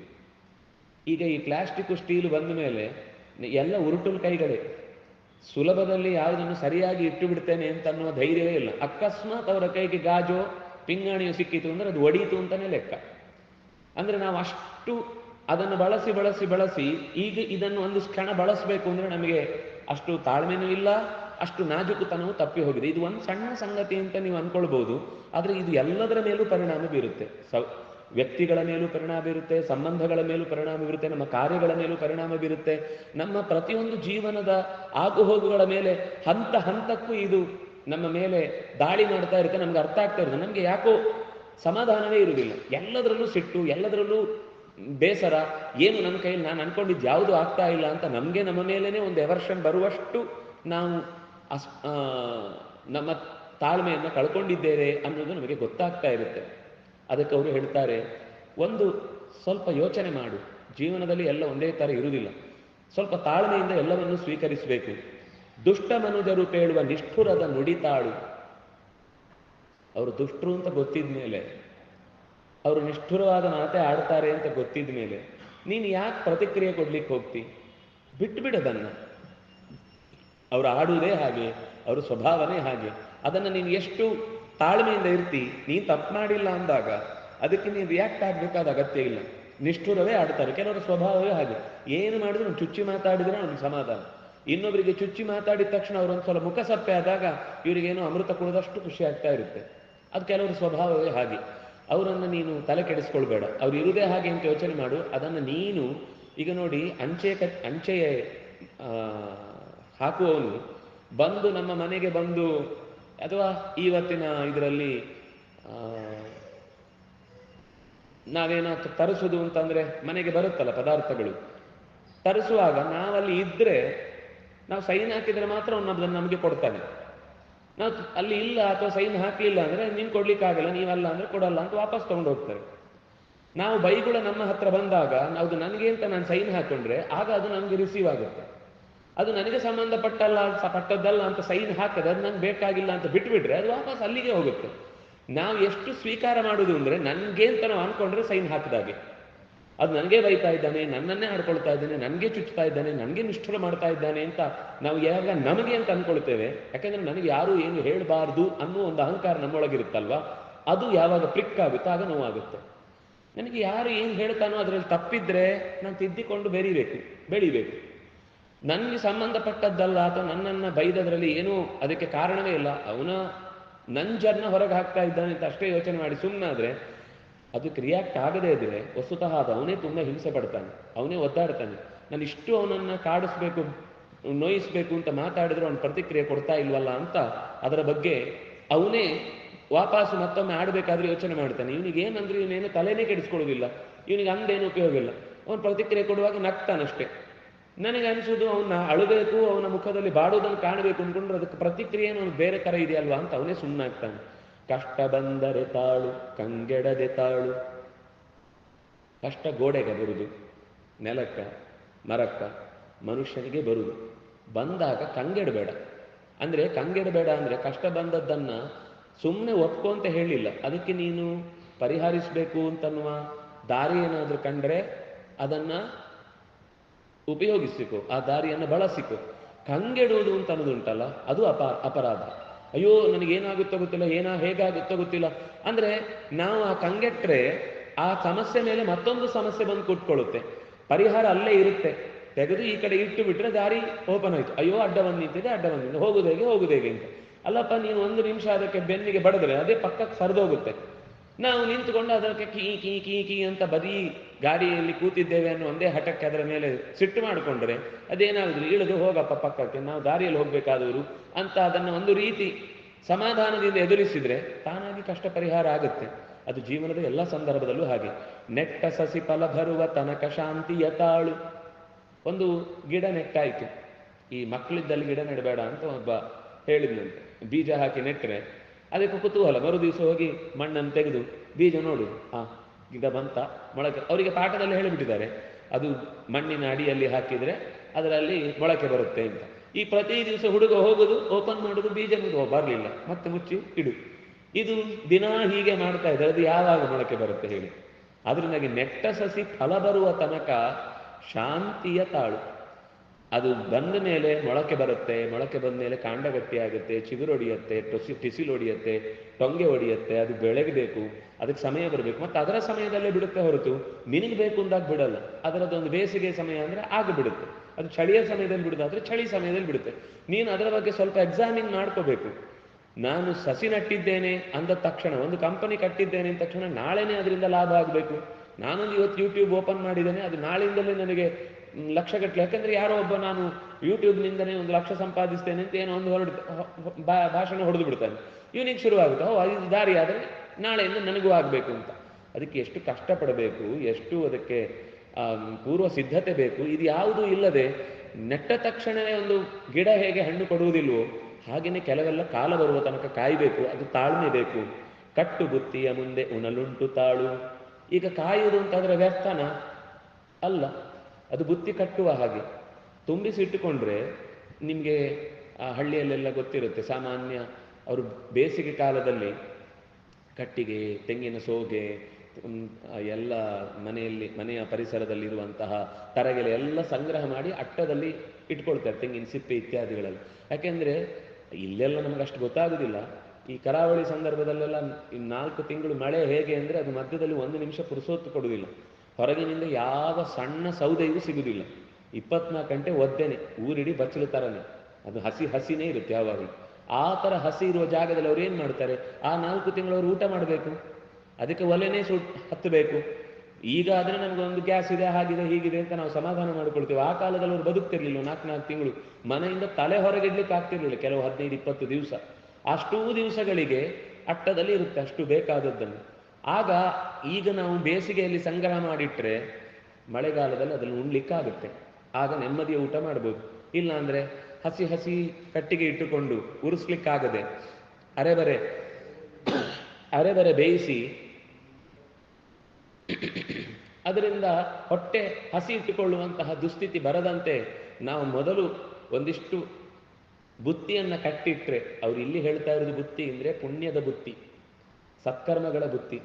ಇದನ್ನ ನಾವು ಈಗ ಸತ್ಕರ್ಮ ಮಾಡ್ತಾ ಹೋದ್ರೆ, ತಾಳ್ಮೆಯಿಂದ ಕಷ್ಟ ಆದರೂ ಕೂಡ ಅದನ್ನು ತಪಸ್ಸು ಅನ್ನುವ ಹಾಗೆ ಸಹಿಸಿಕೊಳ್ತಾ ಹೋದ್ರೆ ಅದರ ಮಹಾಫಲವನ್ನ ಮುಂದೆ ನೀನೇ ಉಣ್ಲಿಕ್ಕುಂಟು. ನೀನು ಮಾಡಿದ ಕರ್ಮದ ಫಲವನ್ನ ಬೇರೆಯವರು ಕಸ್ಕೊಂಡು ಊಟ ಮಾಡ್ಲಿಕ್ಕೆ ಸಾಧ್ಯವೇ ಇಲ್ಲ. ನಮ್ಮ ಮೇಲ್ನೋಟ ಕೆಲವೊಮ್ಮೆ ಹಾಗೆ ಅನ್ಸುತ್ತೆ, ನಾನು ಕಷ್ಟಪಟ್ಟಿದ್ದು ನಾನು, ಆದರೆ ಯಾರೋ ಬೇರೆಯವರು ಅದರ ಫಲವನ್ನು ಉಂಡ್ರು ಅಂತ. ಇದು ನಮಗೆ ಈ ಕರ್ಮದ ಬಗ್ಗೆ ಮಾತ್ರ ಅದು ವ್ಯವಸ್ಥೆ ಆದದ್ದಲ್ಲ. ನಾವ್ಯಾರದ್ದೋ ಒಬ್ಬರದ್ದು ಹೀಗೆ ಅವ್ರು ಮಾಡಿದ ಕರ್ಮದ ಕ್ರೆಡಿಟ್ ಅನ್ನು ತಗೊಂಡು ನಾವು ಮೇರೆದು ನಮಗೆ ಬೇಕಾದಂತ ತಿಂದಿರ್ತು, ಅದು ಮರ್ತೋಗಿರುತ್ತೆ ನಮಗೆ. ಅದು ನಮ್ಗಾದಾಗ ಮಾತ್ರ ಅದು ಕಿರಿಕಿರಿ ಆಗ್ಲಿಕ್ಕೆ ಶುರುವಾಗುತ್ತೆ. ಯಾವಾಗ ನಮ್ಗೆ ಆ ಸ್ಥಿತಿ ಬಂತೋ ಅವಾಗ ಯೋಚನೆ ಮಾಡಬೇಕಾದ್ದು, ಬಹುಶಃ ನಾನು ಯಾರದ್ದೋ ಹೀಗೆ ಫಲವನ್ನ ಅವರು ಉಪಭೋಗಿಸಬೇಕಾದ ಕಾಲಕ್ಕೆ ಸ್ವೀಕರಿಸಿದ್ದೇನೆ, ಈಗ ನನ್ನ ಪಾಲಿನ ಕರ್ಮದ ಭೋಗ ಉಣುವ ಕಾಲ ಬಂದಾಗ ಅದನ್ನ ಇನ್ಯಾರೋ ಅಪಹರಿಸಿದ್ದಾರೆ ಅಂತ ತಾಳ್ಮೆಯಿಂದ ಅದನ್ನೂ ಸಹಿಸಿಕೊಂಡ್ರೆ ನಿಜವಾದದ್ದು ಮತ್ತೆ ಅವನ ಮುಂದೆ ವಾಪಸ್ಸು ಬಂದೇ ಬರುತ್ತೆ. ಹಳಿದು ಹಂಗಿಸುವ ಹಗೆಯ ಮಾತನ್ನು ತಾಳು, ಸುಳಿನುಡಿ ಕುಹಕ ಕುಮಂತ್ರವನು ತಾಳು, ಅಳುಕದಲೆ ಬಿರುಸು ಬಿಂಕದ ನುಡಿಯ ತಾಳು, ಹಲಧರಾನುಜನನ್ನು ಹೃದಯದಲ್ಲಿ ತಾಳು. ಕೆಲವೊಂದು ಸರ್ತಿ ಬೇಕು ಅಂತಾನೆ ಅವಮಾನ ಮಾಡುವಂತಹ ಮಾತುಗಳನ್ನು ಆಡ್ತಾರೆ, ದ್ವೇಷದ ಮಾತುಗಳನ್ನು ಆಡ್ತಾರೆ, ನಮ್ಮ ವಿರುದ್ಧ ಕುಹಕ ಕುತಂತ್ರಗಳನ್ನೆಲ್ಲ ಮಾಡ್ತಾರೆ. ಎಲ್ಲಿ ಯಾಕೆ ಈ ಮಾತು ಬಂತು ಅಂತಾನೆ ನನಗೆ ಅರ್ಥವೇ ಆಗುವುದಿಲ್ಲ. ಇಂತಹ ಬಿಂಕದ ಮಾತುಗಳು, ಬಿರುಸಾದ ಮಾತು, ಅಳುಕು ಬರಿಸುವ ಮಾತು, ಈ ಎಲ್ಲವನ್ನು ತಾಳು. ಯಾಕೆಂದ್ರೆ ಇಂಥ ಸಮಯದಲ್ಲಿ ನೀನು ಆ ಮಾತಿಗೆ ಬದಲಾಗಿ ಹೊತ್ಕೊಳ್ಬೇಕು ಅಂದ್ರೆ ಹಲಧರಾನುಜನನ್ನು, ಹಲಧರ ಅಂತಂದ್ರೆ ಬಲರಾಮ, ಬಲರಾಮನ ಅನುಜ ಅಂದ್ರೆ ಕೃಷ್ಣ, ಕೃಷ್ಣನ ಹೆಸರನ್ನ ಮನಸ್ಸಿನಲ್ಲಿ ಕಷ್ಟ ಬಂದಾಗ ತಾಳಿದರೆ ಅದು ಫಲವನ್ನು ಕೊಡುವಾಗ ಆ ಹಿಂದೆ ಆದ ಎಲ್ಲ ಲೋಪದೋಷಗಳನ್ನು ಪರಿಹರಿಸಿ ಜೊತೆಗೆ ಉತ್ತಮವಾದ ಫಲವನ್ನೇ ಕೊಡ್ಲಿಕ್ಕೆ ಅದು ಸಿದ್ಧವಾಗಿರುತ್ತೆ. ನಕ್ಕು ನಡಿವರ ಮುಂದೆ ಮುಗ್ಗರಿಸದೆ ನೀತಾಳು, ಅಕ್ಕಸವ ಮಾಡುವರ ಅಕ್ಕರದಿತಾಳು, ಉಕ್ಕೋ ಹಾಲಿಗೆ ನೀರು ಇಕ್ಕುವಂದದಿತಾಳು, ಪಕ್ಷೀಶ ಹಯವದನ ಶರಣೆಂದು ಬಾಳು. ಎಷ್ಟು ಚಂದದ ಉದಾಹರಣೆ. ಬಹುಶಃ ಇದಕ್ಕಿಂತ ಚಂದ ಇನ್ನೊಂದು ಉದಾಹರಣೆ ಕೊಡ್ಲಿಕ್ಕೆ ಸಾಧ್ಯ ಇಲ್ಲ. ಉರಿ ಜೋರಾದಾಗ ಹಾಲು ಇಟ್ಟಿದ್ರೆ ಅದು ಒಂದೇ ಸರ್ತಿ ಉಕ್ಕಿ ಹರಿಯತ್ತೆ. ಉಕ್ಕಿ ಹರಿದು ಅದು ಏನು ತೋರಿಸುದು, ನಾನು ಇಷ್ಟು ಹಾಲಿದ್ದೇನೆ ಅಂತ ತೋರಿಸಿದಾಗ ಅನ್ಸುತ್ತೆ. ಆದ್ರೆ ಏನಾಗುತ್ತೆ, ಉಕ್ಕಿನ ಒಲೆಗೆ ಬಿದ್ದು ಅಷ್ಟು ಸುಟ್ಟು ಹೋಗುತ್ತೆ. ನೀನು ಒಳಗಿನ ಕೋಪದ ಉಕ್ಕು ಹರಿಯುವ ಆ ಸ್ಥಿತಿಯಲ್ಲಿ ನೀನು ನಿನ್ನ ಸಾಮರ್ಥ್ಯವನ್ನು ಹೊರಕ್ಕೆ ಕೆಡಹಿದ್ರೆ ಅದು ಬೆಂಕಿಗೆ ಬಿದ್ದು ಸುಟ್ಟೋಗುತ್ತೆ ಹೊರತು ಅದು ನಿಜವಾದ ನಿನ್ನ ಫಲವನ್ನು ಕೊಡುವುದೇ ಇಲ್ಲ. ಅಂತ ಸಂದರ್ಭದಲ್ಲಿ ಏನ್ ಮಾಡಬೇಕು, ಉಕ್ಕೋ ಹಾಲಿಗೆ ನೀರು ಇಕ್ಕುವಂದದಿ. ಆವಾಗ ಸ್ವಲ್ಪ ನೀರು ಅಂದ್ರೆ ತಣ್ಣಗಿರುವಂಥದ್ದು, ನೀರು ಅಂದ್ರೆ ಶಾಂತವಾದ ಸ್ಥಿತಿ, ನೀರು ಅಂದ್ರೆ ಸಮಾಧಾನದ ಆಲೋಚನೆ, ಸ್ವಲ್ಪ ದುಡುಕದೆ ಏನಾಗಿದೆ ಅಂತ ಹಿಡಿತಕ್ಕೆ ತರುವಂತಹದ್ದು. ಯಾಕೆಂದ್ರೆ ಸಿಟ್ಟಿಗೆ ಸಿಕ್ಕಾಪಟ್ಟೆ ಶಕ್ತಿ ಇದೆ. ಅದನ್ನು ಹಿಡಿದಿಟ್ರೆ, ಸರಿಯಾದ ದಾರಿಯಲ್ಲಿ ಅದನ್ನು ವಿನಿಯೋಗಿಸಿದ್ರೆ ಅದೇನ್ ಬೇಕಾದ್ರೂ ಮಾಡುತ್ತೆ. ಅದೇ ಸಂದರ್ಭಕ್ಕೆ ಏನಾಗುತ್ತೆ ಅಂದ್ರೆ ಬುದ್ಧಿ ಕೈ ಕೊಟ್ಬಿಡುತ್ತೆ, ಆಗ್ಲೇ ಅನರ್ಥ ಆಗುದು. ಯಾವಾಗ ಸಿಟ್ಟು ಬರುತ್ತೋ ಆ ಸಿಟ್ಟನ್ನ ನಮ್ಮ ಹತೋಟಿಗೆ ತಂದುಕೊಂಡ್ರೆ ಅದರಿಂದ ಎಷ್ಟು ಬೇಕಾದ್ರೂ ಕೆಲಸ ಮಾಡ್ಬೋದು. ಆಗ ಇರುವ ಸಾಮರ್ಥ್ಯ ಉಂಟಲ್ವಾ, ನಾವು ನಿಜವಾಗ್ಲೂ ಉತ್ಸಾಹದಿಂದ ಮಾಡಿದ್ರೂ ಅಷ್ಟು ಕೆಲಸ ಆಗುದಿಲ್ಲ. ಅದಕ್ಕಿಂತ ಹೆಚ್ಚು ಕೆಲಸ ಆಗುವಂಥದ್ದು ಸಿಟ್ಟು ನಮ್ಮ ಹತೋಟಿಯಲ್ಲಿದ್ರೆ. ಸಿಟ್ಟಿನ ಕೈಯಲ್ಲಿ ಬುದ್ಧಿ ಕೊಡದೆ ಬುದ್ಧಿಯ ಕೈಯಲ್ಲಿ ಸಿಟ್ಟನ್ನು ಕೊಟ್ರೆ ಅದು ಏನು ಬೇಕಾದ್ರೂ ಸಿದ್ಧಿ ಮಾಡುತ್ತೆ. ಹೇಗಪ್ಪ ಅದನ್ನು ನೀವು ಹೇಳ್ತೀರಿ, ನಮಗೆ ಅದನ್ನ ರೂಢಿಗೆ ತರುವುದು ಹೇಗೆ? ಅದಕ್ಕೆ ಅವ್ರು ನೀರು ಇಕ್ಕುವಂದದಿ ಅಂತ ಹೇಳಿದ್ರು. ಅಂದ್ರೆ ಒಂದೋ ಕಮ್ಮಿ ಮಾಡ್ಕೊಳ್ಳುದು ಅಥವಾ ದೊಡ್ಡ ಪಾತ್ರೆಯಲ್ಲಿ ಇಡಬೇಕು. ದೊಡ್ಡ ಪಾತ್ರೆಯಲ್ಲಿ ಇಡುವುದು ಅಂದ್ರೆ ಅದು ಎಷ್ಟು ಉಕ್ಕಿದ್ರೂ ಅಲ್ಲೇ ಇರುತ್ತೆ. ಹಾಗೆ ನಾವು ನಮಗೆ ಬೇರೆ ಒಂದು ಕೆಲಸವನ್ನು, ಆ ಸಿಟ್ಟಿಗೆ ಒಂದು ದಾರಿ ತೋರಿಸ್ಬೇಕು. ಉಕ್ಕಿ ಹರಿಯುವ ಕೆಳಗೆ ಆಗದ ಹಾಗೆ ಬೇರೆ ಒಂದು ದಾರಿಯನ್ನು ತೋರಿಸಿದ ಹಾಗೆ ಸಿಟ್ಟು ಬಂತ, ಸಿಕ್ಕಾಪಟ್ಟೆ ಕೋಪ ಬಂತ, ತೋಟಕ್ಕೆ ಹೋಗಿ ಒಂದಿಷ್ಟು ಕೆಲಸ ಮಾಡೋದು, ದಡಬಡ ಅಂತ ಒಂದಿಷ್ಟು ಮಣ್ಣು ಎತ್ತಾಕೋದು, ಕಸ ಕಡ್ಡಿ ಎಲ್ಲ ಕ್ಲೀನ್ ಮಾಡೋದು, ಮನೆಯಲ್ಲಿ ಇದ್ರೆ ಪಾತ್ರೆ ಪರಡಿ ಎಲ್ಲ ತೊಳೆದು ಹಾಕೋದು, ಕಸ ಮನೆಯಲ್ಲೇ ಒಂದಿಷ್ಟು ಒಪ್ಪ ಓರಣ ಮಾಡಿ ಪುಸ್ತಕಗಳನ್ನು ಅಥವಾ ಪಾತ್ರೆಗಳನ್ನು ಅಥವಾ ಮನೆಯ ಪದಾರ್ಥಗಳನ್ನು ಎಲ್ಲಿ ಜೋಡಿಸ್ಬೇಕಲ್ಲಿ ಜೋಡಿಸಿಡುದು. ಏನೋ ಒಂದು ಯಾರಿಗೂ ಹಾನಿಯಾಗದ ರೀತಿಯಲ್ಲಿ ಆ ಸಿಟ್ಟಿನ ಶಕ್ತಿಯ ಬಳಕೆಯನ್ನ ಯಾವುದೋ ಒಂದು ರೀತಿಯಿಂದ ಸಾತ್ವಿಕವಾಗಿ ಮಾಡಿದ್ರೆ ಅವಾಗ ತನ್ನಿಂದ ತಾನೇ ಅದರ ಕೆಟ್ಟ ಪರಿಣಾಮ ಅನ್ನೋದನ್ನು ನಾವು ತಪ್ಪಿಸಿಕೊಳ್ಳಬೇಕು. ನಾವೇನಂದ್ರೆ ಮೈ ಮರೆತು ಕೈಯಲ್ಲಿದ್ದ ವಸ್ತುವನ್ನು ಎತ್ತಿ ಎಸಿತೇವೆ, ಆ ವಸ್ತುವು ಹಾಳಾಗುತ್ತೆ, ಎದುರುಗಡೆ ಇದ್ದವನ ಮನಸ್ಸು ಹಾಗೆ ಚೂರಾಗುತ್ತೆ. ನಾವು ಕೂಡ ನಮ್ಮ ಸಾಮರ್ಥ್ಯವನ್ನು ವೇಸ್ಟ್ ಮಾಡಿಕೊಂಡು ಇನ್ಯಾವತ್ತೂ ಒಟ್ಟಾಗದ ಸ್ಥಿತಿಯ ರೀತಿಯಲ್ಲಿ ನಮ್ಮ ಸಂಬಂಧಗಳನ್ನು ಹಾಳುಗಡವಿಕೊಳ್ತೇವೆ. ಅದಕ್ಕೆ ಅವರು ಹೇಳಿದ್ರು, ಪಕ್ಷೀಶ ಹಯವದನ ಶರಣೆಂದು ಬಾಳು. ಯಾವ ಸಂದರ್ಭದಲ್ಲೂ ಭಗವಂತ ನಮ್ಮನ್ನು ಕೈ ಬಿಡಲ್ಲ ಅನ್ನುವ ಹಿನ್ನೆಲೆಯಲ್ಲಿ ಇದನ್ನ ಯಾಕಂದ್ರೆ ನಾವು ಸಿಟ್ಟು ಮಾಡಿಕೊಂಡು ಕೈ ಎತ್ತಿ ಬಿಸಾಕಿದ ಮೇಲೆ ಉಳಿದವರು ದೂರದಲ್ಲಿ ನೋಡಿ ಒಳಗೆ ಮುಸಿ ನಗ್ತಾ ಇರ್ತಾರೆ. ನಾವೇನು ಸಿಟ್ಟು ಮಾಡಿದ ತಕ್ಷಣ ರೌದ್ರಾವತಾರ ತಾಳಿದೆವು ಅಂದ ತಕ್ಷಣ ಹೆದರಿ ಏನು ಹೋಗಲ್ಲ. ಅವರು ಯೋಚನೆ ಮಾಡ್ತಿರ್ತಾರೆ, ಇವನ ಕೈಯಲ್ಲಿ ಏನೂ ಆಗಲ್ಲ, ಸಿಟ್ಟು ಬಂದ್ರೆ ಪುಸ್ತಕಗಳೊಂದು ಎಸಿತಾನೆ, ಪಾತ್ರೆಗಳನ್ನು ಎಸಿತಾನೆ, ಇನ್ನೇನು ಮಾಡ್ಲಿಕ್ಕೆ ನೀನು ಬರಲ್ಲ ಅಂತ ನಮ್ಮನ್ನು ಒಳಗಿನಿಂದ ನಕ್ಕು ಹಂಗಿಸ್ತಾರೆ. ಬಿಟ್ರೆ ಮತ್ತೊಂದು ಸರ್ತಿ ಇವನು ಸಿಟ್ಟು ರೌದ್ರಾವತಾರ ಅಂತ ರುದ್ರ ಅಂತ ಅವನನ್ನು ಏನು ಪೂಜೆ ಮಾಡುವುದಿಲ್ಲ ಯಾರು. ಅದರಿಂದಾಗಿ ಸಿಟ್ಟು ಅಂತ ಅನ್ನೋದಕ್ಕೆ ರುದ್ರನ ಕೈಯಲ್ಲಿರುವ ಸಿಟ್ಟಿಗೂ ನಮ್ಮ ಕೈಯಲ್ಲಿರುವ ಸಿಟ್ಟಿಗೂ ವ್ಯತ್ಯಾಸ ಇದೆ. ರುದ್ರ ಅದನ್ನು ತಾಂಡವ ನೃತ್ಯದ ಮೂಲಕ ಲೋಕದ ಸಂಹಾರಕ್ಕಾಗಿ ಬಳಸಿಕೊಳ್ತಾನೆ. ಅದು ಅವನ ಕರ್ತವ್ಯದ ವ್ಯವಸ್ಥೆಗೆ ಸೇರಿಕೊಳ್ಳುತ್ತೆ ಹೊರತು ಅಕಾರಣವಾದ ಹಾನಿ ಉಂಟು ಮಾಡುವಂಥ ಕೆಲಸ ರುದ್ರದೇವ ಯಾವತ್ತೂ ಮಾಡುವುದಿಲ್ಲ. ಸಿಟ್ಟಿಗೆ ಅವನು ಪ್ರತಿರೂಪವಾದರೂ ಆ ಸಿಟ್ಟಿನಿಂದ ಅನರ್ಥ ಆಯಿತು ಅಂತ ಅನ್ನೋದನ್ನು ನಾವು ಎಲ್ಲೂ ಕಾಣಲ್ಲ. ಇದು ನಮ್ಗೆ ಅರ್ಥ ಆಗಬೇಕಾದ ಸಂಗತಿ. ಹಾಗೆ ಋಷಿಗಳ ಕೋಪವೂ ಕೂಡ ನಮ್ಗೆ ಎಷ್ಟೋ ಸಲ ಋಷಿಗಳ ಕೋಪವನ್ನು ನೋಡಿದಾಗ ಏನು ಶಾಪ ಅನರ್ಥ ಅಂತೆಲ್ಲ ನೋಡ್ತೇವೆ. ಸ್ವಲ್ಪ ತಾಳ್ಮೆಯಿಂದ ಆ ಕಥೆಯ ಮುಂದುವರಿದ ಭಾಗಗಳನ್ನೆಲ್ಲ ಸರಿಯಾಗಿ ಗಮನಿಸಿದರೆ ಅದು ಯಾವುದೋ ಒಂದು ರೀತಿಯ ವರವೇ ಆಗಿರುತ್ತೆ. ಮೇಲ್ನೋಟಕ್ಕದು ಶಾಪವಾಗಿ, ತಾಪವಾಗಿ, ಕೋಪವಾಗಿ ನಮ್ಮ ಮುಂದೆ ಆರ್ಭಟವನ್ನು ಮಾಡಿ ದಂಡಿಸಿದ್ರೂ ಕೂಡ ಪರಿಣಾಮದ ದೃಷ್ಟಿಯಿಂದ ಯೋಚನೆ ಮಾಡಿದರೆ ಅದು ಮತ್ತೆ ಯಾವುದೋ ಲೋಕಕ್ಕೆ ಉತ್ತಮವಾದ ಫಲವನ್ನೇ ಕೊಡುವ ನೆಲೆಯಲ್ಲಿ ಅದು ನಿಂತು ಹೋಗುತ್ತೆ. ಆದ್ದರಿಂದಾಗಿ ನಾವು ಋಷಿಗಳ ಕೋಪ ಅಥವಾ ಯಾವುದೋ ದೇವತೆಗಳ ಕೋಪ, ಅವರ ಕೋಪದಂತೆ ನಮ್ಮದು ಏನು ಸಾಮಾನ್ಯ ಕೋಪ ಅಲ್ಲ ಅಂತ ನಾವು ಹೆಮ್ಮೆ ಪಟ್ಟರೆ ಅದರ ಪರಿಣಾಮವನ್ನು ನಾವು ಯೋಚನೆ ಮಾಡಬೇಕು, ಅವರ ಪರಿಣಾಮವನ್ನು ಯೋಚನೆ ಮಾಡಬೇಕು. ಎರಡನ್ನು ತೂಗಿದ್ರೆ ನಮ್ಮಲ್ಲಿ ಅನರ್ಥವೇ ಜಾಸ್ತಿ ಹೊರತು ಒಂದಕ್ಕೂ ಪ್ರಯೋಜನವಾಗಲಿ ಅರ್ಥವಾಗಲಿ ನಾವು ಎಲ್ಲೂ ಹುಡುಕ್ಲಿಕ್ಕೆ ಸಾಧ್ಯ ಇಲ್ಲ ಅನ್ನೋದನ್ನು ನಾವು ತಾಳ್ಮೆ ಅನ್ನೋದು ಬಹಳ ಮುಖ್ಯ. ತಾಳುವಿಕೆಗಿಂತ ಅನ್ಯ ಅವರು ಶಬ್ದ ಬಳಸಿದ್ದು ತಪವೂ ಇಲ್ಲ. ತಪಸ್ಸು ಅಂತ ಅನ್ನೋದನ್ನು ನಾವು ಯೋಚನೆ ಮಾಡ್ತೇವೆ ಎಷ್ಟೋ ಸಲ. ನಾನು ತಪಸ್ಸು ಮಾಡಬೇಕು, ಸಿದ್ಧಿ ಪಡಿಬೇಕು, ಜಾಸ್ತಿ ನನ್ನೊಳಗೆ ನನ್ನ ಶಕ್ತಿಯನ್ನು, ಅಂತಃಶಕ್ತಿಯನ್ನು ಬೆಳೆಸಿಕೊಳ್ಳಬೇಕು, ಇದೆಲ್ಲ ನಮಗೆ ಆಲೋಚನೆ ಇರುತ್ತೆ ಅಥವಾ ಇದರ ಬಗ್ಗೆ ನಮಗೊಂದು ಸಂಕಲ್ಪ ಬರುತ್ತೆ. ಆದರೆ ಅದನ್ನು ಕಾರ್ಯರೂಪಕ್ಕೆ ತರಲಿಕ್ಕೆ ಆಗುವುದಿಲ್ಲ.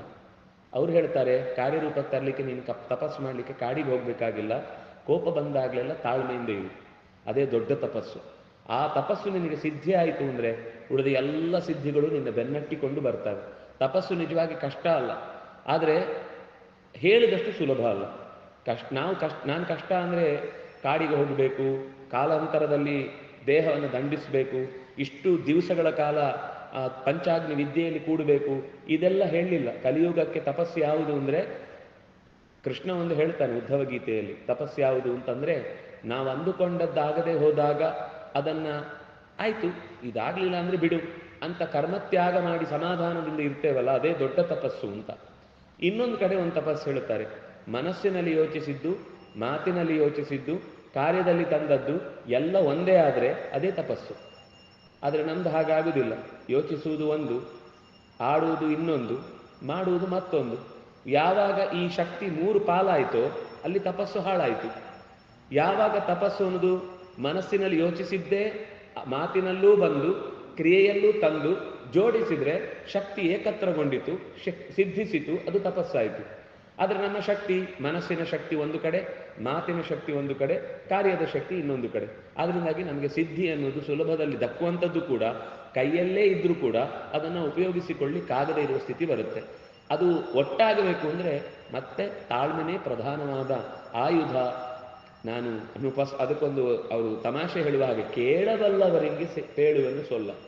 ಕೇಳುವ ತಾಳ್ಮೆ ಇಲ್ಲ ಅಂದರೆ ಈ ಮಾತ್ರೆ ತಗೊಂಡ್ರೆ ನಿಮಗೆ ಮರೆವು ಹೋಗುತ್ತೆ ಅಂತ ಯಾರೋ ಡಾಕ್ಟರ್ ಹೇಳಿದ್ರಂತೆ. ಅವರಿಗೆ ಮಾತ್ರೆ ತಗೊಳ್ಳೋದೇ ಮರ್ತೋಯ್ತು. ಹಾಗಾದರೆ ನಾನು ನಿಮ್ಮನ್ನು ಉದ್ಧಾರ ಮಾಡಲಿಕ್ಕೆ ಸಾಧ್ಯ ಇಲ್ಲ. ಸ್ವಲ್ಪ ತಾಳ್ಮೆ ವಹಿಸಿದರೆ ನಾನು ಹೇಳುವ ಈ ತಾಳ್ಮೆಯ ಮುಂದುವರಿದ ಚಟುವಟಿಕೆಗಳನ್ನು ನಿಮ್ಮ ಜೀವನದಲ್ಲಿ ನೀವು ರೂಢಿಸಿಕೊಳ್ಳಿಕ್ಕೆ ಸಾಧ್ಯ ಆಗುತ್ತೆ ಅಂತ. ಹೀಗೆ ವಾದಿರಾಜ ಗುರುಗಳ ಈ ಹಾಡು ಬಹುಶಃ ನಮಗೆಲ್ಲರಿಗೂ ಈ ಕಾಲಕ್ಕೆ ಮತ್ತೆ ಮತ್ತೆ ನೆನಪಿಸಿಕೊಳ್ಬೇಕಾದ ಮಾತು ಅಂತ ಯೋಚಿಸಬಹುದು. ಮತ್ತೆ ಪುರಂದರದಾಸರೇ ನಮಗೆ ಮನುಷ್ಯನಾದ ಮೇಲೆ ಜೀವನ ಮೌಲ್ಯ ಅಂದರೆ ಮೊದಲು ನಾವು ನೆನಪಿಸ್ಕೊಳ್ಬೇಕಾದ್ದೇನು? ಮನುಷ್ಯ ಜನ್ಮ ಅನ್ನೋದು ತುಂಬ ಮಹತ್ವದ್ದು ಅಂತ ಅರ್ಥ ಮಾಡಿಕೊಳ್ಬೇಕು. ಮಾನವ ಜನ್ಮ ದೊಡ್ಡದು, ಇದ ಹಾನಿ ಮಾಡಿಕೊಳ್ಳಬೇಡಿ ಹುಚ್ಚಪ್ಪಗಳಿರ. ಅವರು ಹುಚ್ಚಪ್ಪ ಅಂತ ಅಷ್ಟು ಬೈಬೇಕಾದ್ರೆ ಅವ್ರಿಗೆ ಎಷ್ಟು ಎದುರುಗಡೆ ಅನರ್ಥಗಳನ್ನು ಕಂಡಿರಬೇಕು. ಯಾಕೆಂದರೆ ದಾಸರು ಬಹಳ ಮಾತಿನಲ್ಲಿ ಅವರಿಗೆ ಭಾರಿ ಸಂಯಮ ಇದೆ. ತಪ್ಪಿ ಮಾತಾಡೋರಲ್ಲ ಅವರು. ಅವರು ಮಾತಾಡಿದ್ದಾರೆ ಅಂದರೆ ಅದು ಬಹುಶಃ ಅಲ್ಲಿ ಒಪ್ಪುವಂಥದ್ದಾದರೆ ಮಾತ್ರ ಆ ಶಬ್ದ ಬಳಸ್ತಾರೆ. ನಮ್ಮ ಹಾಗೆ ಸಿಟ್ಟು ಬಂದ ತಕ್ಷಣ ಬಾಯಿಗೆ ಸಿಕ್ಕಿದ ಎಲ್ಲ ಅವರ ತಂದೆ ತಾಯಿ ಮನೆಯವರು ಎಲ್ಲ ಇತಿಹಾಸವನ್ನು ತಂದು ಆ ಶಬ್ದಗಳಲ್ಲಿ ಅವರನ್ನು ಬೈದು ಬಿಡ್ತೇವೆ. ಆದರೆ ದಾಸರು ಹಾಗೆ ಮಾತುಗಳನ್ನು ಆಡ್ತಿದ್ದಾರೆ ಅಂದರೆ ಅದರ ಹಿಂದೆ ಏನೋ ಒಂದು ಕಾಳಜಿ ಇದ್ದೇ ಮಾತಾಡ್ತಾರೆ. ಕಣ್ಣು ಕೈ ಕಾಲ್ ಕಿವಿ ನಾಲಿಗೆ ಇರಲಿಕ್ಕೆ ಮಣ್ಣು ಮುಕ್ಕಿ ಮರುಳಾಗುವರೆ, ಹೆಣ್ಣು ಮಣ್ಣಿಗಾಗಿ ಹರಿಯ ನಾಮಾಮೃತ ಉಣ್ಣದೆ ಉಪವಾಸ ಇರುವರೆ ಕೊಡಿ. ದೇಹ ನಮಗೆ ದೇವರು ಕೊಟ್ಟದ್ದು, ಅದನ್ನು ಸದುಪಯೋಗ ಮಾಡಿಕೊಳ್ಳಿ ಅಂತ. ಆದರೆ ಆ ಇಂದ್ರಿಯಗಳನ್ನು ದುರುಪಯೋಗ ಮಾಡಿಕೊಂಡು ಮಣ್ಣು ಮುಕ್ಕುವಂತೆ ನಮ್ಮ ಬದುಕನ್ನು ರೂಪಿಸಿಕೊಂಡ್ರೆ ಇದಕ್ಕಿಂತ ಒಂದು ದಡ್ಡತನ ಲೋಕದಲ್ಲಿ ಹುಚ್ಚಪ್ಪ ಅಂತ ಅದಕ್ಕೆ ಬೈಯುವುದು. ಆ ಇಂದ್ರಿಯಗಳನ್ನು ಸದುಪಯೋಗ ಮಾಡಿಕೊಳ್ಳದೆ ಹಾಳು ಮಾಡಿಕೊಂಡ್ರೆ ಹುಚ್ಚರಲ್ಲದೆ ಇನ್ನೇನಾಗಬೇಕು? ಒಳ್ಳೆಯ ಸಂಪತ್ತನ್ನು ಇಟ್ಕೊಂಡು ನಾವು ಒಂದು ಕಡೆ ಮಂಗನ ಕೈಯಲ್ಲಿ ಮಾಣಿಕ್ಯವಿತ್ತರೆ ಹೇಗೆ ಅಂತ ಮಾತು ಹೇಳಿದ ಹಾಗೆ ಮಂಗನಿಗೆ ಮಾಣಿಕ್ಯದ ಬೆಲೆ ತಿಳಿದೀತೆ, ಹಾಗೆ ಮನುಷ್ಯನ ಶರೀರದ ಬೆಲೆ ತಿಳಿಯದವನು ಮಂಗನೇ ಆಗ್ತಾನೆ. ಯಾಕೆಂದ್ರೆ ಮನುಷ್ಯ ಅಂತ ಅನ್ನೋದು ಒಂದು ಮಾಣಿಕ್ಯದ ರೀತಿಯ ದೇಹ, ಅದು ಅತ್ಯಂತ ಅದ್ಭುತವಾದದ್ದು. ಅದರಿಂದ ಏನು ಬೇಕಾದರೂ ಸಾಧಿಸ್ಬೋದು. ಯಾಕೆಂದರೆ ಉಳಿದ 83,99,999 ಶರೀರಗಳಲ್ಲಿ ಮಾಡಲಾಗದ ಅಪೂರ್ವ ಕೆಲಸಗಳನ್ನು ಈ ಮನುಷ್ಯ ಶರೀರದಿಂದ ಮಾತ್ರ ಮಾಡಲಿಕ್ಕಾಗುವಂಥದ್ದು. ಅದನ್ನು ಜೀವನದ ಮಹಾಮೌಲ್ಯ ಏನು ಅಂತ ನಾವು ಬಹುಶಃ ಮತ್ತೊಮ್ಮೆ ಪ್ರಶ್ನೆ ಮಾಡಿಕೊಂಡ್ರೆ ಮನುಷ್ಯ ದೇಹವನ್ನು ಅರ್ಥ ಮಾಡಿಕೊಂಡು ಅದರಿಂದ ಆಗಬಹುದಾದ ಸಾಧನೆಯ ಕಡೆಗೆ ಗಮನ ಕೊಡುವುದು ಅಂತನ್ನೋದನ್ನು ಅವರು ಎತ್ತರಿಸಿ ಹೇಳ್ತಾರೆ. ಯಾವುದೋ ಮಣ್ಣಿಗಾಗಿ, ಯಾವುದೋ ತಾನು ಬಯಸಿದ ಹೆಣ್ಣಿಗಾಗಿ ಭಗವಂತನ ಹರಿಯ ನಾಮವನ್ನೇ ತೊರೆದು, ಭಗವಂತನ ಎಚ್ಚರವನ್ನೇ ಮರೆತು ಆ ಆಹಾರವನ್ನು ಸ್ವೀಕರಿಸಿದ ಉಪವಾಸ ಇರುವುದು ಅದಕ್ಕಿಂತ ಮೂರ್ಖತನ ಮತ್ತೊಂದಿಲ್ಲ. ಅಂದರೆ ಬಾಯಿಯಲ್ಲಿ ಭಗವಂತನ ನಾಮಸ್ಮರಣೆ ಆಡುವುದೇ ನಮ್ಮ ಮನುಷ್ಯನ ಮನಸ್ಸಿಗೆ ಬೇಕಿರುವ ಆಹಾರ. ಅದು ನಿರಂತರ ನುಡಿತಾ ಇದ್ದರೆ ಆಗ ಮನಸ್ಸು ಹಿಡಿತದಲ್ಲಿರುತ್ತೆ. ಯಾವಾಗ ಭಗವನ್ ನಾಮಸ್ಮರಣೆ ಅಂತ ಅನ್ನೋದು ನಮ್ಮ ಕೈ ತಪ್ಪಿ ಹೋಗುತ್ತೆ, ಬಾಯಿ ತಪ್ಪಿ ಹೋಗುತ್ತೆ, ಮನಸ್ಸಿನಲ್ಲಿ ಉಳಿಯುವುದಿಲ್ಲ, ಆಗ ಅನಾರೋಗ್ಯ ಅನ್ನೋದು ಮನಸ್ಸಿಗೆ ಬಂತು ಅಂದರೆ ಅದು ದೇಹಕ್ಕೂ ಬಂತು ಅಂತ ಲೆಕ್ಕ. ಮನಸ್ಸು ಅನಾರೋಗ್ಯಕ್ಕೆ ಯಾವಾಗ ಈಡಾಗುತ್ತೋ ಆವಾಗ ಮತ್ತೆ ಶರೀರದಲ್ಲಿ ಏನೇ ಒಳ್ಳೆಯ ಮದ್ದು ಕೊಟ್ಟರೂ ಕೂಡ ಅದು ಪೂರ್ತಿ ಗುಣ ಆಗುವುದಕ್ಕೆ ಸಾಧ್ಯವಿಲ್ಲದ ಸ್ಥಿತಿಗೆ ಮನುಷ್ಯ ತಲುಪುತ್ತಾನೆ. ಕಾಲನ ದೂತರು ಕಾಲ್ಪಿಡಿದೆಳೆದಾಗ ತಾಳು ತಾಳೆಂದರೆ ತಾಳುವರೇ. ಅಂತಕನ ದೂತರಿಗೆ ಕಿಂಚಿತ್ತು ಅವರಿಗೆ ಭಯವಿಲ್ಲ. ಅವರಿಗೆ ಏನೋ ಕೆಲಸ ಮಾಡ್ತಾ ಇದ್ದಾನೆ, ಅವನು ಈಗ ಶಾಲೆಯಿಂದ ಬರ್ತಾ ಇದ್ದಾನಷ್ಟೇ, ಅಥವಾ ಇನ್ನೆಲ್ಲೋ ಆಫೀಸಿಗೆ ಹೋಗ್ತಾ ಇದ್ದಾನೆ, ಅವನ ಟೈಮ್ ಇನ್ನೂ ಬಂದಿಲ್ಲ, ಪಾಪ ಅವನಿಗೀಗ ನಾವು ಅವನು ಸೈನ್ ಹಾಕಬೇಕು, ಅವನ MD ಬೈತಾರೆ, ಇದೆಲ್ಲ ನೋಡುವುದಿಲ್ಲ. ಅವನು ಎಲ್ಲೋ ದೇವರ ದರ್ಶನಕ್ಕೆ ಹೋಗಿದ್ದಾನೆ, ವಾಪಸ್ ಬರ್ತಾ ಇದ್ದಾನೆ, ಪುಣ್ಯ ಸಂಪಾದನೆ ಮಾಡಿದ್ದಾನೆ, ಅದರಿಂದಾಗಿ ಇವನನ್ನು ಬಿಟ್ಬಿಡ್ಬೇಕು. ಇಲ್ಲ, ಅವರಿಗೆ ಕಿಂಚಿತ್ತೂ ದಯವಿಲ್ಲ, ಸ್ವಲ್ಪವೂ ದಯ ಇಲ್ಲ. ಅದನ್ನೇ ಪುರಂದರದಾಸರು ಹೇಳ್ತಾರೆ, ಕಾಲನ ದೂತರು ಕಾಲ್ಪಿಡಿದೆಳೆವಾಗ ತಾಳು ತಾಳೆಂದರೆ, ಯಾವಾಗ ಯಾರ ಜೀವದ ಗತಿ ಅಂತ ಅನ್ನೋದು ಹೊರಡುತ್ತೋ ಗೊತ್ತಿಲ್ಲ. ತಾಳು ತಾಳೆಂದರೆ ಅವರು ತಾಳ್ತಾರಾ, ಅವರು ತಾಳ್ಮೆ ತೋರಿಸ್ತಾರಾ? ಇಲ್ಲ. ಅದರಿಂದಾಗಿ ಅವರನ್ನು ಸಂಸ್ಕೃತದಲ್ಲಿ ಒಂದು ಮಾತಿದೆ, ಏನು ಅಂದರೆ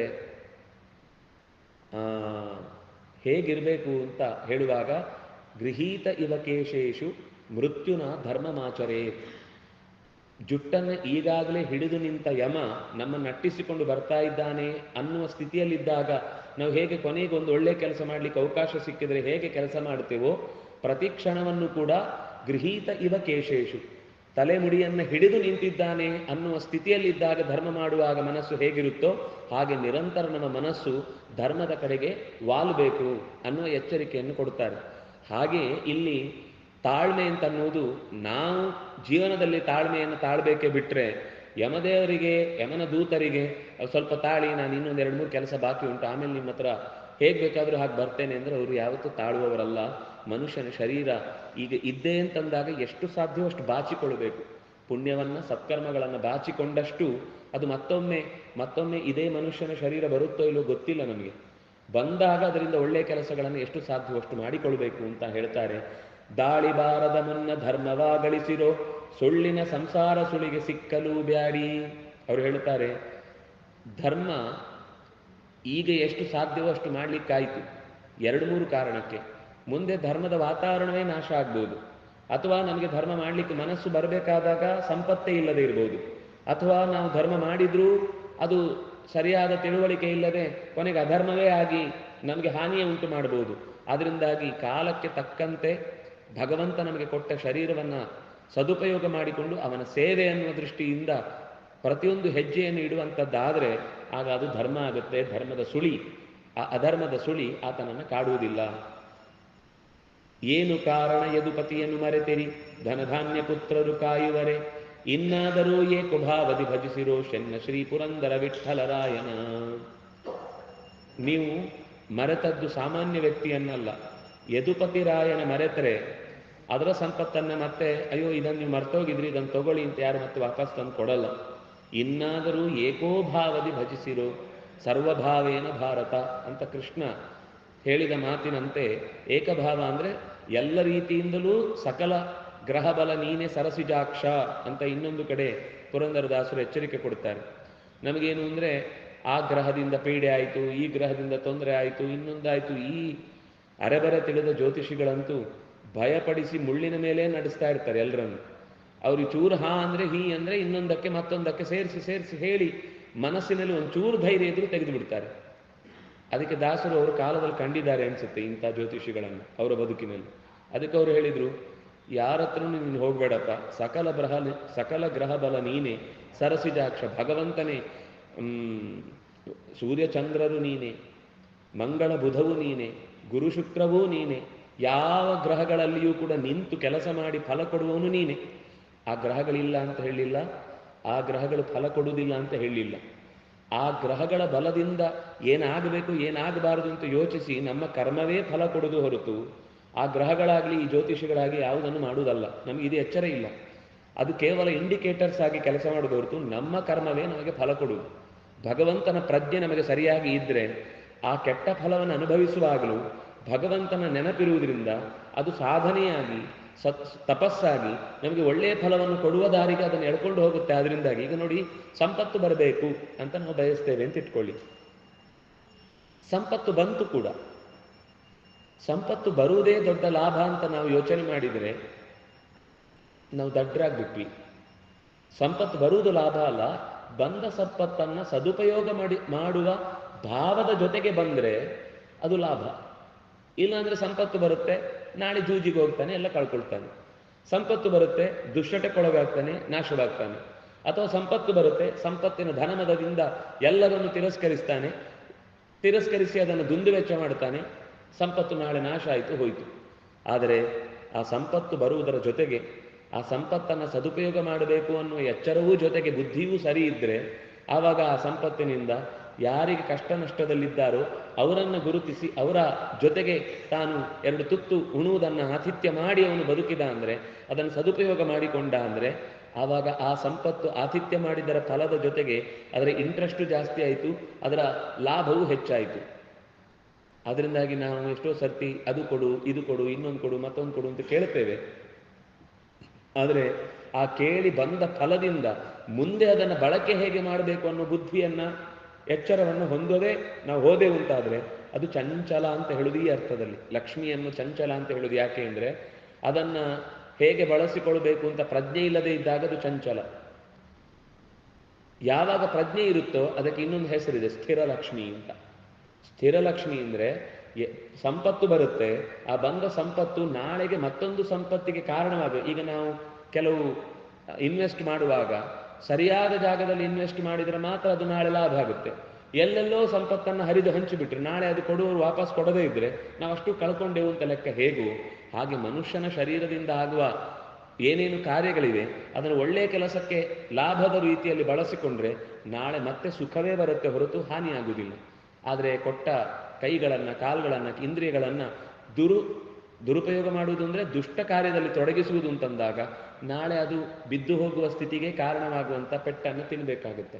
ಅದರಿಂದ ಆ ರೀತಿ ಸಂಪತ್ತು ಬಂದಾಗ ಈ ಹೊರಗಿನ ಸಂಪತ್ತಾದರೆ ಅದು ಯಾವುದು ನಮ್ಮನ್ನು ಕಾಯಲ್ಲ. ಆ ಸಂಪತ್ತು ಒಳಗಿನ ಸಂಪತ್ತಾಗುವ ಹಾಗೆ ನಾವು ಪುಣ್ಯದ ರೂಪಕ್ಕೆ ಬದಲಾಯಿಸಿಕೊಂಡ್ರೆ, ಭಗವಂತನ ಭಕ್ತಿಯ ಜೊತೆಗೆ ಅದನ್ನು ಬೆರೆಸಿ ಉಪಯೋಗಿಸಿದರೆ ಅದು ನಾಳೆಗೂ ದೊಡ್ಡ ನಿಧಿಯಾಗಿ ಮೆಚೂರ್ಡ್ ಆಗುವಾಗ ಅದು ಎಷ್ಟು ಉಪಯೋಗಿಸಿದ್ರೂ ಖರ್ಚಾಗುವುದಿಲ್ಲ. ಖರ್ಚಾಗುವ ಸಂಪತ್ತಿರುತ್ತೆ, ಖರ್ಚಾಗದ ಸಂಪತ್ತಿರುತ್ತೆ. ಅದನ್ನು ಹೇಗೆ ಬಳಸಿಕೊಳ್ತೇವೆ ಅನ್ನೋದರ ಮೇಲೆ ಮನುಷ್ಯನಿಗೆ ಮಾತ್ರ ಇದು ಸಾಧ್ಯ. ಬೇರೆ ಪ್ರಾಣಿಗಳಿಗೆ ಅನುಭವಿಸುವುದಷ್ಟೇ ಭಾಗ್ಯ. ಅವುಗಳಿಗೆ ಲಾಭ ಇಲ್ಲ, ಜೀವನದಲ್ಲಿ ನಷ್ಟ ಇಲ್ಲ. ಹಿಂದಿನ ಕೆಟ್ಟ ಅನುಭವವನ್ನು ಅಥವಾ ಒಳ್ಳೆಯ ಅನುಭವವನ್ನು ನಿರಂತರ ಅನುಭವಿಸ್ತಾ ಇರುವುದಷ್ಟೇ. ಆದರೆ ಮನುಷ್ಯನಿಗೆ ನಾಳೆಗೆ ಮತ್ತಷ್ಟು ಒಳ್ಳೆಯದನ್ನು ಸಂಪಾದಿಸಿಕೊಳ್ಳುವ ಜಾಗ ಇದೆ.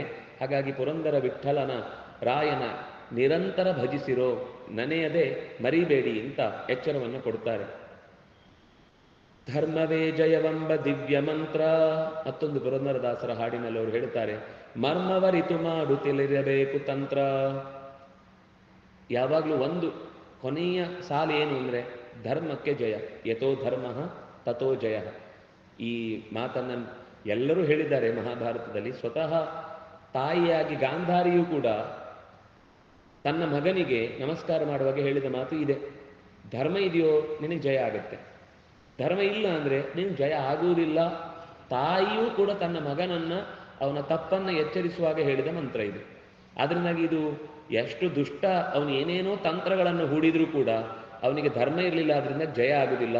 ಇದು ನಮಗೆ ಅರ್ಥ ಆಗಬೇಕಾದ ಮಾತು. ಅಂದರೆ ಈ ವಿಷಯದಲ್ಲಿ ವಿಶ್ವಾಸ ಇರಬೇಕು. ನಮಗೆ ಈ ವಿಷಯದಲ್ಲಿ ಯಾವತ್ತೂ ವಿಶ್ವಾಸ ಕಳ್ಕೊಳ್ಬಾರ್ದು ಅನ್ನೋದನ್ನು ಮೊದಲು ಮನಸ್ಸಲ್ಲಿಟ್ಕೋ. ಉಳಿದಂತೆ ಕೆಲಸ ಮುಂದುವರಿಸು. ಮರ್ಮವರಿತು ಮಾಡುತ್ತಲಿರಬೇಕು ತಂತ್ರ. ಆದರೆ ಹಾಗಂತ ಹೇಳಿ ನಾವೇನು ಕೆಲಸವೇ ಮಾಡದೆ ನನ್ನ ಹತ್ರ ನಾನು ಧರ್ಮ ಮಾಡಿದ್ದೇನೆ ಅದರಿಂದ ನಂಗೆ ರಕ್ಷಣೆ ಸಿಗುತ್ತೆ ಅಂತ ಸುಮ್ಮನೆ ಕೂತ್ರೆ ಎದುರುಗಡೆ ಮನೆಯವರು ಹೊಡೆದು ಉರುಳಿಸಿ ಏನೋ ವಸ್ತುವನ್ನು ಎತ್ಕೊಂಡು ಹೋಗ್ತಾ ಇರಬೇಕಾದ್ರೆ ನಾವು ಬಾಯಿ ಮಾತಿಗೂ ನಿಮ್ಮ ವಸ್ತು ಅಲ್ಲದನ್ನು ನೀವು ಯಾಕೆ ಮುಟ್ತಾ ಇದ್ದೀರಿ ಅಂತ ಧೈರ್ಯವಾಗಿ ಕೇಳುವ ಮಾತೇ ಆಡದೇ ಇದ್ರೆ ಆಗ ಅವರಿಗೆ ಅಧರ್ಮ ಮಾಡಲಿಕ್ಕೆ ನಾವೇ ಇನ್ನಷ್ಟು ಪ್ರೋತ್ಸಾಹ ಕೊಟ್ಟಾಗೆ. ಆ ವಿಷಯದಲ್ಲಿ ಮಾತಾಡಬೇಕು, ಆದರೆ ಅದನ್ನು ನಾಜೂಕಿನಿಂದ ಹೇಗೆ ಹಾನಿಯಾಗದಂತೆ ಉಳಿಸಿಕೊಳ್ಳಬಹುದು ಹಾಗೆ ಯೋಚಿಸಬೇಕು. ವಿಷವಿಕ್ಕಿದ ಬಗೆ ಷಡ್ರಸವನ್ನುಳಿಸಬೇಕು, ದ್ವೇಷ ಮಾಡಿದವನ ಪೋಷಿಸಲಿಬೇಕು, ಪುಸಿ ಮಾಡಿ ಕೆಡಿಸುವವನ ಹಾಡಿ ಹರಸಲು ಬೇಕು, ಮೋಸ ಮಾಡುವವನ ಹೆಸರು ಮಗನಿಗಿಡಬೇಕು. ಇದು ತೀರಾ ಎತ್ತರದ ವ್ಯಕ್ತಿತ್ವ ಇದ್ರೆ ಮಾತ್ರ ಇಷ್ಟು ಸಾಧ್ಯ ಆಗುತ್ತೆ. ಅಂದರೆ ಇದೆಲ್ಲವನ್ನು ಮೀರಿ ಏನು ಮಾಡಿದ್ರು ನನಗೆ ನೀವು ಯಾರೂ ಕೂಡ ನನ್ನನ್ನು ಅಲುಗಾಡಿಸಲಾರಿರಿ, ಯಾಕೆಂದರೆ ನನ್ನ ಜೊತೆಗೆ ಭಗವಂತ ಇದ್ದಾನೆ ಅನ್ನುವ ಆ ತೀವ್ರವಾದ ಧರ್ಮಕ್ಕೆ ಜಯ ಅನ್ನುವ ವಿಶ್ವಾಸ ಇದ್ದಾಗ ಮಾತ್ರ ಇಷ್ಟು ಧೈರ್ಯದಿಂದ ಬದುಕು ನಡೆಸಲಿಕ್ಕೆ ಸಾಧ್ಯ. ಅವ್ರು ಹೇಳ್ತಾರೆ, ನಮಗೊಬ್ಬ ವಿಷ ಉಣಿಸ್ಬೇಕು ಅಂತ ಪ್ರಯತ್ನ ಮಾಡಿದ, ಆದರೆ ಅವನನ್ನು ಕರೆದು ಮನೆಯಲ್ಲಿ ಆತಿಥ್ಯ ಮಾಡಿ ಷಡ್ರಸ ಅನ್ನ ಭೋಜನ ಇಟ್ಟಂತೆ ಒಬ್ಬ. ಇನ್ನೊಬ್ಬ ಸಿಕ್ಕಾಪಟ್ಟೆ ದ್ವೇಷ ಮಾಡಿ ಇವನನ್ನು ವಿರೋಧಿಸಿದ. ಆದರೆ ಅವನಿಗೆ ಯಾವುದೋ ಒಂದು ಸಂದರ್ಭದಲ್ಲಿ ಕಷ್ಟ ಆದಾಗ ಅವನನ್ನು ಇವನೇ ಪೋಷಿಸಿ ಆಯಿತು ಅಂತ ಬಿಟ್ಟು ಕಳುಹಿಸಿದಂತೆ. ಪುಸಿ ಮಾಡಿ ಕೆಡಿಸುವವನ ಹಾಡಿ ಹರಸುತ್ತಲಿರಬೇಕು. ಸುಳ್ಳು ಹೇಳಿ ನಮಗಿರುವ ಸಂಬಂಧಗಳನ್ನು ಕೆಡಿಸಿ ಅಥವಾ ನಮಗಿರುವ ಒದಗುವ ಲಾಭಗಳನ್ನು ಹಾಳು ಮಾಡಿ ಹೋದವನಿಗೆ ಒಳ್ಳೆಯದಾಗಲಿ. ನಮಗೆ ಸುಳ್ಳು ಹೇಳಿ ಮೋಸ ಮಾಡಿದ್ರು ಅವನಿಗೆ ಒಳ್ಳೆಯದಾಗಲಿ, ನಮಗೇನು ಅವನಿಗೆ ಹಾಳಾಗೋಗ್ಲಿ ನಾವು ಯೋಚನೆ ಮಾಡಬೇಕಾದ ಅಗತ್ಯ ಇಲ್ಲ ಅಂತ. ಮೋಸ ಮಾಡಿ ಜೀವನವನ್ನೇ ಹಾಳು ಮಾಡಿದವನಿದ್ರು ಅವನ ಹೆಸರನ್ನೇ ಮಗನಿಗಿಡುವುದು ಅಂದರೆ ಅವನ ಮೇಲೆ ಆ ದ್ವೇಷವನ್ನು ಮುಂದುವರಿಸುವುದಿಲ್ಲ ಅಂತ ಅರ್ಥ. ಮೋಸ ಮಾಡಿದವನನ್ನು ಮತ್ತೆ ಮತ್ತೆ ಮೋಸ ಮಾಡಿಸ್ಕೊಳ್ಬೇಕು ಅಂತ ಅರ್ಥ ಅಲ್ಲ. ಮೋಸವೇ ಆಗಿದ್ರೂ ಕೂಡ ಆ ವ್ಯಕ್ತಿಯಿಂದ ಅದನ್ನು ಅಲ್ಲಿಗೆ ಮರೆತು ಆ ಹೆಸರನ್ನು ಮಗನಿಗೆ ಇಡಬೇಕು ಅನ್ನೋ ತಾತ್ಪರ್ಯ. ಅವನ ಹೆಸರು ಕೇಳಿದಾಗೆಲ್ಲ ಸಿಟ್ಟು ಬರ್ತಾ ಇರುತ್ತೆ, ಆದರೆ ಅವನು ಮಗನಾದಾಗ ಆ ಸಿಟ್ಟು ಹೊರಟು ಹೋಗಬೇಕು. ಮಗನ ಮೇಲೆ ನಾಳೆ ಸಿಟ್ಟು ಬರುವುದಲ್ಲ, ಮಗನ ಹೆಸರಿಟ್ಟು ಅವನಿಗೆ ನಾವು ಬಾರಿಸುವುದು, ಅವನ ಮೇಲೆ ಕೋಪ ಮಾಡ್ಕೊಳ್ಳೋದು ಅಂತ ಅಭಿಪ್ರಾಯ ಅಲ್ಲ. ಆ ಮಗನಿಗೆ ಇಟ್ಟ ಹೆಸರಿನಿಂದ ಮಗನ ಮೇಲೆ ಹೇಗೆ ನಾವು ಪ್ರೀತಿ ತೋರಿಸ್ತೇವೋ ಆ ಹೆಸರಿನಲ್ಲೇ ಆ ಮಗನನ್ನು ನೋಡುವಂತಹ ಹಿಂದಿನ ದ್ವೇಷವನ್ನು ಮರೆಯುವ ಎಚ್ಚರ ಬರಬೇಕು. ಹಿಂದೆ ನಿಂದಿಪರನ್ನು ಬಂದು ಸುತ್ತಲಿರಬೇಕು, ಬಂಧನದೊಳಿಟ್ಟವರ ಬೆರೆಯಬೇಕು, ಕೊಂದ ವೈರಿಯ ಮನೆಗೆ ನಡೆದು ಹೋಗಲು ಬೇಕು, ಕುಂದೆಣಿಸುವವರ ಗೆಳೆತನ ಮಾಡಬೇಕು. ಹಿಂದಿನಿಂದ ನಿಂದಿಸ್ತಾ ಇರ್ತಾರೆ, ಆಗಲಿ ಅವರಿಗೂ ಒಳ್ಳೇದಾಗಲಿ ಅಂತ ವಂದಿಸ್ತಾ ಇರಬೇಕಂತೆ. ಯಾರೋ ನಮ್ಮನ್ನು ಒಂದು ಸಿಕ್ಕಿಸಿ ಹಾಕ್ತಾರೆ ಯಾವುದೋ ಒಂದು ಕಾರ್ಯದಲ್ಲಿ, ನಮಗೆ ಮುಂದೆ ಹಿಂದೆ ಹೋಗ್ಲಿಕ್ಕೆ ಆಗುದಿಲ್ಲ ಅನ್ನೋ ಸ್ಥಿತಿ ಬರುತ್ತೆ. ಸರಿ, ಅವನ ಜೊತೆಗೇನೆ ವ್ಯವಹಾರದಲ್ಲಿ ಹೆಚ್ಚು ನೀನು ಬೇರೆ ಕಡೆ ಹೋಗಬಾರ್ದು ಅಂತ ತಾನೇ ನನ್ನನ್ನು ಈ ವ್ಯವಸ್ಥೆಯಲ್ಲಿ ಸಿಲುಕಿಸಿದ್ದು, ಆಯಿತು ಬುದ್ಧಿವಂತಿಕೆಯಿಂದ ನಿನ್ನ ಜೊತೆಗೇನೆ ವ್ಯವಹಾರ ಮಾಡ್ತೇನೆ ಅಂತ ಅವನ ಜೊತೆಗೇನೆ ಬೆರೆಯಬೇಕು.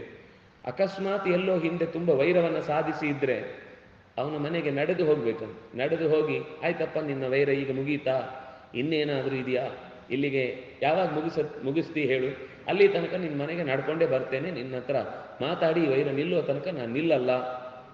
ಕುಂದೆಣಿಸುವವರ ಗೆಳೆತನ ಮಾಡಬೇಕು. ನಮ್ಮಲ್ಲೇನೋ ಲೋಪದೋಷಗಳನ್ನು ಯಾವಾಗಲೂ ಹೇಳ್ತಾ ಇದ್ದಾನೆ ಅಂದರೆ ಅವನ ಗೆಳೆತನ ಮಾಡಬೇಕು. ಅಂದರೆ ಈ ಮಾತನ್ನು ಅವರು ಹೇಳಬೇಕು ಅಂದರೆ ಅವರು ಎಷ್ಟು ಎತ್ತರಕ್ಕೆ ಏರಿರಬೇಕು ಹೇಳಿ. ನಮಗೆ ಇವತ್ತು ಈ ಕವಿಗಳು ಅಂತಂದರೆ ಅವರ ಜೀವನಕ್ಕೆ ಸಂಬಂಧ ಪಡದೇ ಇದ್ದದನ್ನು ಬರೆಯುವವರು ಅನ್ನುವ ರೀತಿಯಲ್ಲಿ ನಮಗೆ ಇದು ಪ್ರಶ್ನೆಯಾಗಿ ಬರ್ಬೋದು. ಆದರೆ ದಾಸರು ಅವರ ಜೀವನದ ಅನುಭವಗಳನ್ನೇ ಬರೀತಾ ಇದ್ದದ್ದು ಹೊರತು ಅವರಿಗೆ ಅನುಷ್ಠಾನಕ್ಕೆ ತರಲಿಕ್ಕಾದದ್ದನ್ನು ಬರೆದ್ರು ಹೊರತು ಕೇವಲ ನೀವು ಹೀಗಿರಬೇಕು ಇನ್ನೊಬ್ರು ಹಾಗಿರಬೇಕು ಅಂತ ಉಪದೇಶದ ಮಾತುಗಳನ್ನು ಆಡ್ಲಿಕ್ಕೆ ಹೊರಟವರಲ್ಲ ಅವರು. ನಮ್ಮ ಜೀವನದಲ್ಲಿ ಹೀಗಿದೆ, ಇದನ್ನು ನಡೆಸಲಿಕ್ಕಾಗತ್ತೆ, ಇದು ನನ್ನ ಜೀವನದ ಅನುಭವ ಅನ್ನೋದನ್ನು ಅವರು ನೆನ್ಪಿಟ್ಟುಕೊಂಡು ಹಾಗೆ ಬರೆದದ್ದಾದ್ರಿಂದ ಅವ್ರು ಎಷ್ಟು ಎತ್ತರಕ್ಕೆ ಏರಿರ್ತಾರೆ ಅಂತಲೂ ನಮ್ಗೆ ಅರ್ಥ ಆಗುತ್ತೆ. ಎಲ್ಲ ಆಗದೇ ಇದ್ರು ಕನಿಷ್ಠ 10ರಲ್ಲಿ ಒಂದಾದರೂ ಎಲ್ಲೋ ನಡೆಸಲಿಕ್ಕಾಗತ್ತಲ್ವ, ಅಷ್ಟಾದರೂ ಮಾಡುವ ಒಂದು ಧೈರ್ಯ ಬರಲಿ ಅಂತ ಅನ್ನೋ ದೃಷ್ಟಿಯಿಂದ ಅವರು ಇಂಥ ಮಾತುಗಳನ್ನು ಹೇಳ್ತಾರೆ. ಕೊಂಡೊಯ್ದು ಬಡಿವವರ ಕೊಂಡಾಡುತ್ತಿರಬೇಕು, ಕಂಡು ಸಹಿಸದವರ ಕರೆಯಬೇಕು, ಪುಂಡರೀಕಾಕ್ಷ ಶ್ರೀ ಪುರಂದರ ವಿಠಲನ್ನ ಕೊಂಡಾಡಿತಾ ಕೊಂಡಾಡಿತಾ ಧನ್ಯನಾಗಲಿ ಬೇಕು. ಸುಮ್ಮನೆ ನಮ್ಮ ಮೇಲೆ ಕೈ ಎತ್ತಿ ಹೊಡೆದಾಟ ಮಾಡಿ ಏನೋ ಅವ್ರಿಗೆ ಬೇಕಾದನ್ನು ಸಿದ್ಧಿಸಿಕೊಂಡ್ರು ಅಂತ ಇಟ್ಕೊಳ್ಳಿ. ಆದರೂ ಅವರನ್ನು ಕೊಂಡಾಡ್ತಿರ್ಬೇಕು. ಏನು ಸಾಮರ್ಥ್ಯ, ಏನು ಗಟ್ಟಿ ಬಲ, ಇದನ್ನೇ ಅವರು ಶತ್ರುಗಳ ವಿರುದ್ಧ ಹಾಕಿದರೆ ನಮ್ಮ ದೇಶನೇ ಗೆಲ್ತಿತ್ತು ಅಂತ ಏನೋ ಒಂದು ಅವನ ಆ ಸಾಮರ್ಥ್ಯವನ್ನು ಇನ್ನೊಂದು ದಿಕ್ಕಿಗೆ ತಿರುಗುವ ಹಾಗೆ ಕನಿಷ್ಠ ಪಕ್ಷ ಒಳ್ಳೆ ಮಾತಾಡಿದರೆ, ಇಷ್ಟು ಬಡದ್ರು ಹೊಡೆದ್ರು ಮಾತಾಡಿದ್ರು ನನ್ನ ಬಲವನ್ನು ಹೊಗಳಿ ಅದರ ಬಳಕೆಯ ಬಗ್ಗೆ ದಾರಿಯನ್ನು ತೋರಿಸ್ತಾ ಇದ್ದಾರೆ ಅಂತ ಒಬ್ಬನಿಗಾದರೂ ಬದಲಾವಣೆ ಬರಬಹುದು. ಸಹಿಸುವುದಿಲ್ಲ ಅಂತಂದಾಗ ಅವನು ಕರೆದು ಮಾತಾಡಿಸಬೇಕು. ಪುಂಡರೀಕಾಕ್ಷ ಶ್ರೀ ಪುರಂದರ ವಿಠಲನ್ನ ಕೊಂಡಾಡಿ, ನನಗೆ ಈ ಮಾತು ಕೇಳಿದಾಗ ಎಷ್ಟೋ ಸರ್ತಿ ಈಗ ನಿಮಗೂ ಅನಿಸಿರುತ್ತೆ ಇದೆಲ್ಲ ಆಗದೆ ಹೋಗದ ಕೆಲಸ, ಸುಮ್ಮನೆ ಇದನ್ನು ಒಂದು ದಾಸರು ಹಾಡಲ್ಲಿ ಹಾಡಿರಬಹುದು ಅಂತ. ಆದರೆ ಈ ವಿಷಯದಲ್ಲಿ ನಮ್ಮ ಗುರುಗಳು ವಿಶ್ವೇಶತೀರ್ಥ ಶ್ರೀಪಾದರ ಬದುಕಿನಲ್ಲಿ ಇಂಥದ್ದನ್ನು ನಾವು ಕಣ್ಣಾರೆ ಕಂಡವರು. ಈಗ ಮಾತು ಬಂತಲ್ಲ, ಹಿಂದೆ ನಿಂದಿಪರನ್ನು ವಂದಿಸುತ್ತಿರಬೇಕು, ಅಥವಾ ಮೋಸ ಮಾಡಿದವನ ಹೆಸರನ್ನು ಮತ್ತೆ ಹೇಳ್ತಾ ಇರಬೇಕು, ಈ ಥರದ್ದೇನು ಮಾತು ಬಂತು. ದ್ವೇಷ ಮಾಡಿದರೆ ಅವನನ್ನು ಪೋಷಿಸಬೇಕು. ಹೆಸರು ಹೇಳ್ಬೋದಲ್ಲ ಗೊತ್ತಿಲ್ಲ, ಒಬ್ಬ ಬಹಳ ದೊಡ್ಡ ಸಾಹಿತಿಗಳು, ತುಂಬ ದೊಡ್ಡ ಸಾಹಿತಿಗಳು. ಅವರು ಪತ್ರಿಕೆಗಳಲ್ಲಿ ಭಾಷಣಗಳಲ್ಲಿ ನಿರಂತರವಾಗಿ ಅವರು ಮಾಡ್ತಾ ಇದ್ದ ದಲಿತ ಕೇರಿಯ ಪ್ರಯಾಣ, ಮತ್ತು ನಕ್ಸಲರ್ ಏರಿಯಾಕ್ಕೆ ಹೋಗಿ ಸುಮಾರು 86 ಮನೆಗಳನ್ನು ಒಂದು ಸರ್ತಿ ಕಟ್ಟಿಕೊಟ್ಟಿದ್ರು, ಅವರಿಗೆ ಕರೆಂಟ್ ವ್ಯವಸ್ಥೆ ಮಾಡಿದ್ರು ತನ್ನ ಮಠದ ವ್ಯವಸ್ಥೆಯಿಂದ. ಇದನ್ನು ನೋಡಿ ಉಳಿದವರೆಲ್ಲ ಸುಮಾರು ಜನ ಹಂಗಿಸಿದ್ದು ಮಾತ್ರ ಅಲ್ಲ, ಆಡ್ಕೊಂಡ್ರು. ಇದೆಲ್ಲ ನಾಟಕ, ಸುಮ್ಮನೆ ಅವರಿಗೆ ಇನ್ನಷ್ಟು ಜನ ಡೊಗ್ಗು ಸಲ ಹೊಡಿಬೇಕು ಅಂತ ಅವ್ರು ಮಾಡುವ ನಾಟಕ ಅಂತ 10 ಕಡೆ ಭಾಷಣ ಮಾಡಿದರು. ಯಾವುದೋ ಒಂದು ಸಭೆಯಲ್ಲಿ ವಿಶ್ವೇಶತೀರ್ಥರು ಸಿಕ್ಕಿದ್ರು. ಅದು ಯಾವುದನ್ನು ಮಾತಾಡದೆ ಅವ್ರು ಯಾವುದು ಸಾಹಿತ್ಯ ಬರೆದದ್ದು ಒಂದು ಚೆನ್ನಾಗಿತ್ತು, ಅದನ್ನು ತೆಗೆದು ಹೇಳಿ, ಇಷ್ಟು ಒಳ್ಳೆಯ ಸಾಹಿತಿ, ಇಷ್ಟು ಹೃದಯ ವಂತಿಕೆ ಇರುವ ಮನುಷ್ಯ, ಇವರನ್ನೆಲ್ಲ ನೋಡಿದರೆ ಸಂತೋಷ ಆಗತ್ತೆ ಅಂತ ಹೇಳಿದರು. ಆ ಮನುಷ್ಯ ಸಭೆಯಲ್ಲಿ ಕೂತಿದ್ದಾರೆ, ಅವರು ಕಂಗಾಲಾಗಿ ಹೋದರು. ಇವರು ಇವತ್ತು ನಾನು ಇಷ್ಟು ದಿವಸದಲ್ಲಿ ಬೈದದ್ದನ್ನೆಲ್ಲ ಮನಸ್ಸಲ್ಲಿ ಇಟ್ಕೊಂಡು, ಯಾಕಂದರೆ ಪೇಪರಲ್ಲೆಲ್ಲ ಬಂದಿದೆ ಅದು, ಅವ್ರು ಖಂಡಿತ ಪೇಪರ್ ಓದ್ತಾರೆ ಅಂತ ಗೊತ್ತಿದೆ ಅವರಿಗೆ.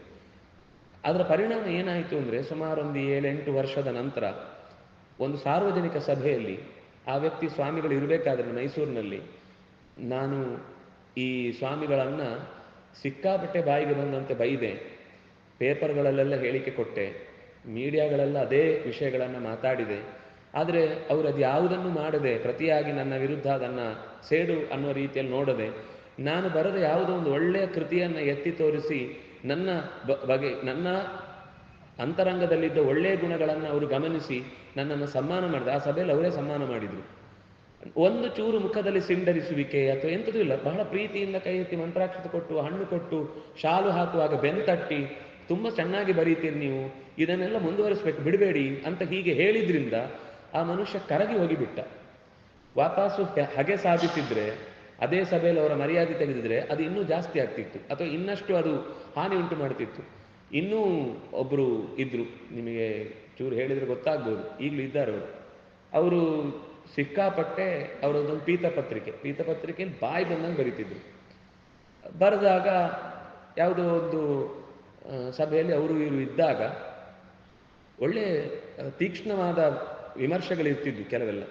ಆ ತೀಕ್ಷ್ಣವಾದ ಪೀತಪತ್ರಿಕೆಯನ್ನು ಅವರು ಓದ್ತಿದ್ರು. ಕೆಲವೊಂದು ಯಾವುದೋ ಸಾರ್ವಜನಿಕವಾದ ಸಾಮಾಜಿಕವಾದ ಹುಳುಕನ್ನು ಎತ್ತಿ ಹೇಳಿದಂಥ ಲೇಖನಗಳಿದ್ದಾಗ ಅದೇನಾಗಿದೆ ಅಂತ ಒಂದು ಸರ್ತಿ ಅವರಿಗೆ ಒಂದು ನೋಡುವ ಕುತೂಹಲ. ಅದನ್ನು ನೋಡಿ, ನೀವು ಅವತ್ತ ಬರೆದ ಲೇಖನದಲ್ಲಿ ಒಳ್ಳೆ ಅಂಶ ಇತ್ತು, ಇದು ನಿಜವಾಗಿ ಸಮಾಜದಲ್ಲಿರುವ ಹುಡುಕು, ಇದನ್ನು ಹೋರಾಡಲಿಕ್ಕೆ ನೀವೇನಾದರೂ ಕಾರ್ಯತಂತ್ರ ರೂಪಿಸ್ತೀರಿ ಅಂದರೆ ನಾನು ನಿಮ್ಮ ಜೊತೆಗೆ ಬರ್ತೇನೆ ಅಂತ ಹೇಳಿ ಕಳಿಸಿದ್ರು. ಆ ಮನುಷ್ಯ ಎಷ್ಟು ಒಳಗಿನಿಂದ ಅವರಿಗೆ ಏನು ಅನ್ನಿಸ್ತೋ ಗೊತ್ತಿಲ್ಲ, ಒಂದು ದಿವಸ ಸೀದಾ ವಿದ್ಯಾಪೀಠಕ್ಕೆ ಬಂದು ಉದ್ದ ನಮಸ್ಕಾರ ಮಾಡಿ, ನಾನು ತುಂಬ ತಪ್ಪು ಮಾಡಿದ್ದೇನೆ, ನನ್ನ ಜೀವನದಲ್ಲಿ ಇಷ್ಟು ದೊಡ್ಡ ವ್ಯಕ್ತಿಯನ್ನು ನಾನು ಕಂಡೇ ಇಲ್ಲ, ಇದು ನಾನು ನಿಮಗೆ ಹೇಳುವ ಅಂಶಗಳು ವಿಚಿತ್ರ ಅಂತ ಅನಿಸ್ಬೋದು, ಇದು ನಾವು ಕಣ್ಣಾರೆ ಕಂಡದ್ದು. ಎಷ್ಟು ವ್ಯಕ್ತಿಗಳು ಹೀಗೆ, ಎಷ್ಟು ಜನ ಅವ್ರು ದೂರ ಹೋಗ್ತಾರೋ, ಇವರು ಹತ್ರ ಕರೆದು ಅವರನ್ನು ಸನ್ಮಾನ ಮಾಡೋದು. ಹತ್ರ ಇದ್ದವರಿಗೆ ತುಂಬ ಬೇಜಾರಾಗಿದೆ, ಯಾಕಂದರೆ ಅವರನ್ನು ನಿಂದಿಸಿದವರನ್ನೆಲ್ಲ ಕರೆದು ಇವರು ಸನ್ಮಾನ ಮಾಡಿದ್ದಾರೆ ಅಂತ. ಆದರೆ ಅದರ ಪರಿಣಾಮ ಅವತ್ತಾಗಿರುವುದಿಲ್ಲ, 10 ದಿನದಲ್ಲಾಗಿರುವುದಿಲ್ಲ, 10 ವರ್ಷದ ನಂತರ ಆಗಿರುವುದನ್ನು ನಾವು ಕಣ್ಣಾರೆ ಕಂಡದ್ದಿದೆ. ಯಾವತ್ತೂ ಲೇಖನದಲ್ಲಿ ಸ್ವಾಮಿಗಳ ಬಗ್ಗೆ ಬರೆಯದವ ಒಬ್ಬ ಸ್ವಾಮಿಗಳು ಸತ್ತಾಗ ಪೀತಪತ್ರಿಕೆಯಲ್ಲಿ ಅವರಿಗೆ ಒಂದು ನುಡಿನಮನ ಬಂದಿತ್ತು. ಆ ಪೀತಪತ್ರಿಕೆ ಯಾವತ್ತು ಯಾರಿಗೂ ನುಡಿನಮನ ಬರೆಯುವುದು ಅಂತಿಲ್ಲ. ಆದರೆ ಆ ಪೀತಪತ್ರಿಕೆ ನುಡಿನಮನ ಬರೆದು ಇಂಥ ಒಬ್ಬ ಸನ್ಯಾಸಿ ಇರಬೇಕಿತ್ತು ಇನ್ನೂ ಸ್ವಲ್ಪ ಹೊತ್ತು ಕಾಲ, ಆ ವ್ಯಕ್ತಿಯ ಲಂಗೋಟಿಯ ಬಗ್ಗೆ ಯಾರೂ ಮಾತಾಡುವ ಹಾಗಿಲ್ಲ, ಅಂದರೆ ಆ ಸನ್ಯಾಸಿಯ ಲಂಗೋಟಿಯ ಬಗ್ಗೆ ಯಾರೂ ಮಾತಾಡುವ ಹಾಗಿಲ್ಲ, ಸಮಾಜದ ನಡುವೆ ದಿಟ್ಟವಾದ ಸಾಮಾಜಿಕ ಪಿಡುಗುಗಳನ್ನು ಹೊಡೆದೋಡಿಸುವುದರಲ್ಲಿ ಪ್ರಾಮಾಣಿಕ ಪ್ರಯತ್ನ ಮಾಡಿದ ಯತಿಗಳಲ್ಲಿ ವಿಶ್ವೇಶ ತೀರ್ಥರು ಒಬ್ಬರೇ ಅಂತ ಅವರು ಅದಕ್ಕೊಂದು ಕಾಲಂ ಮಾಡಿ ಬರೆದ್ರು.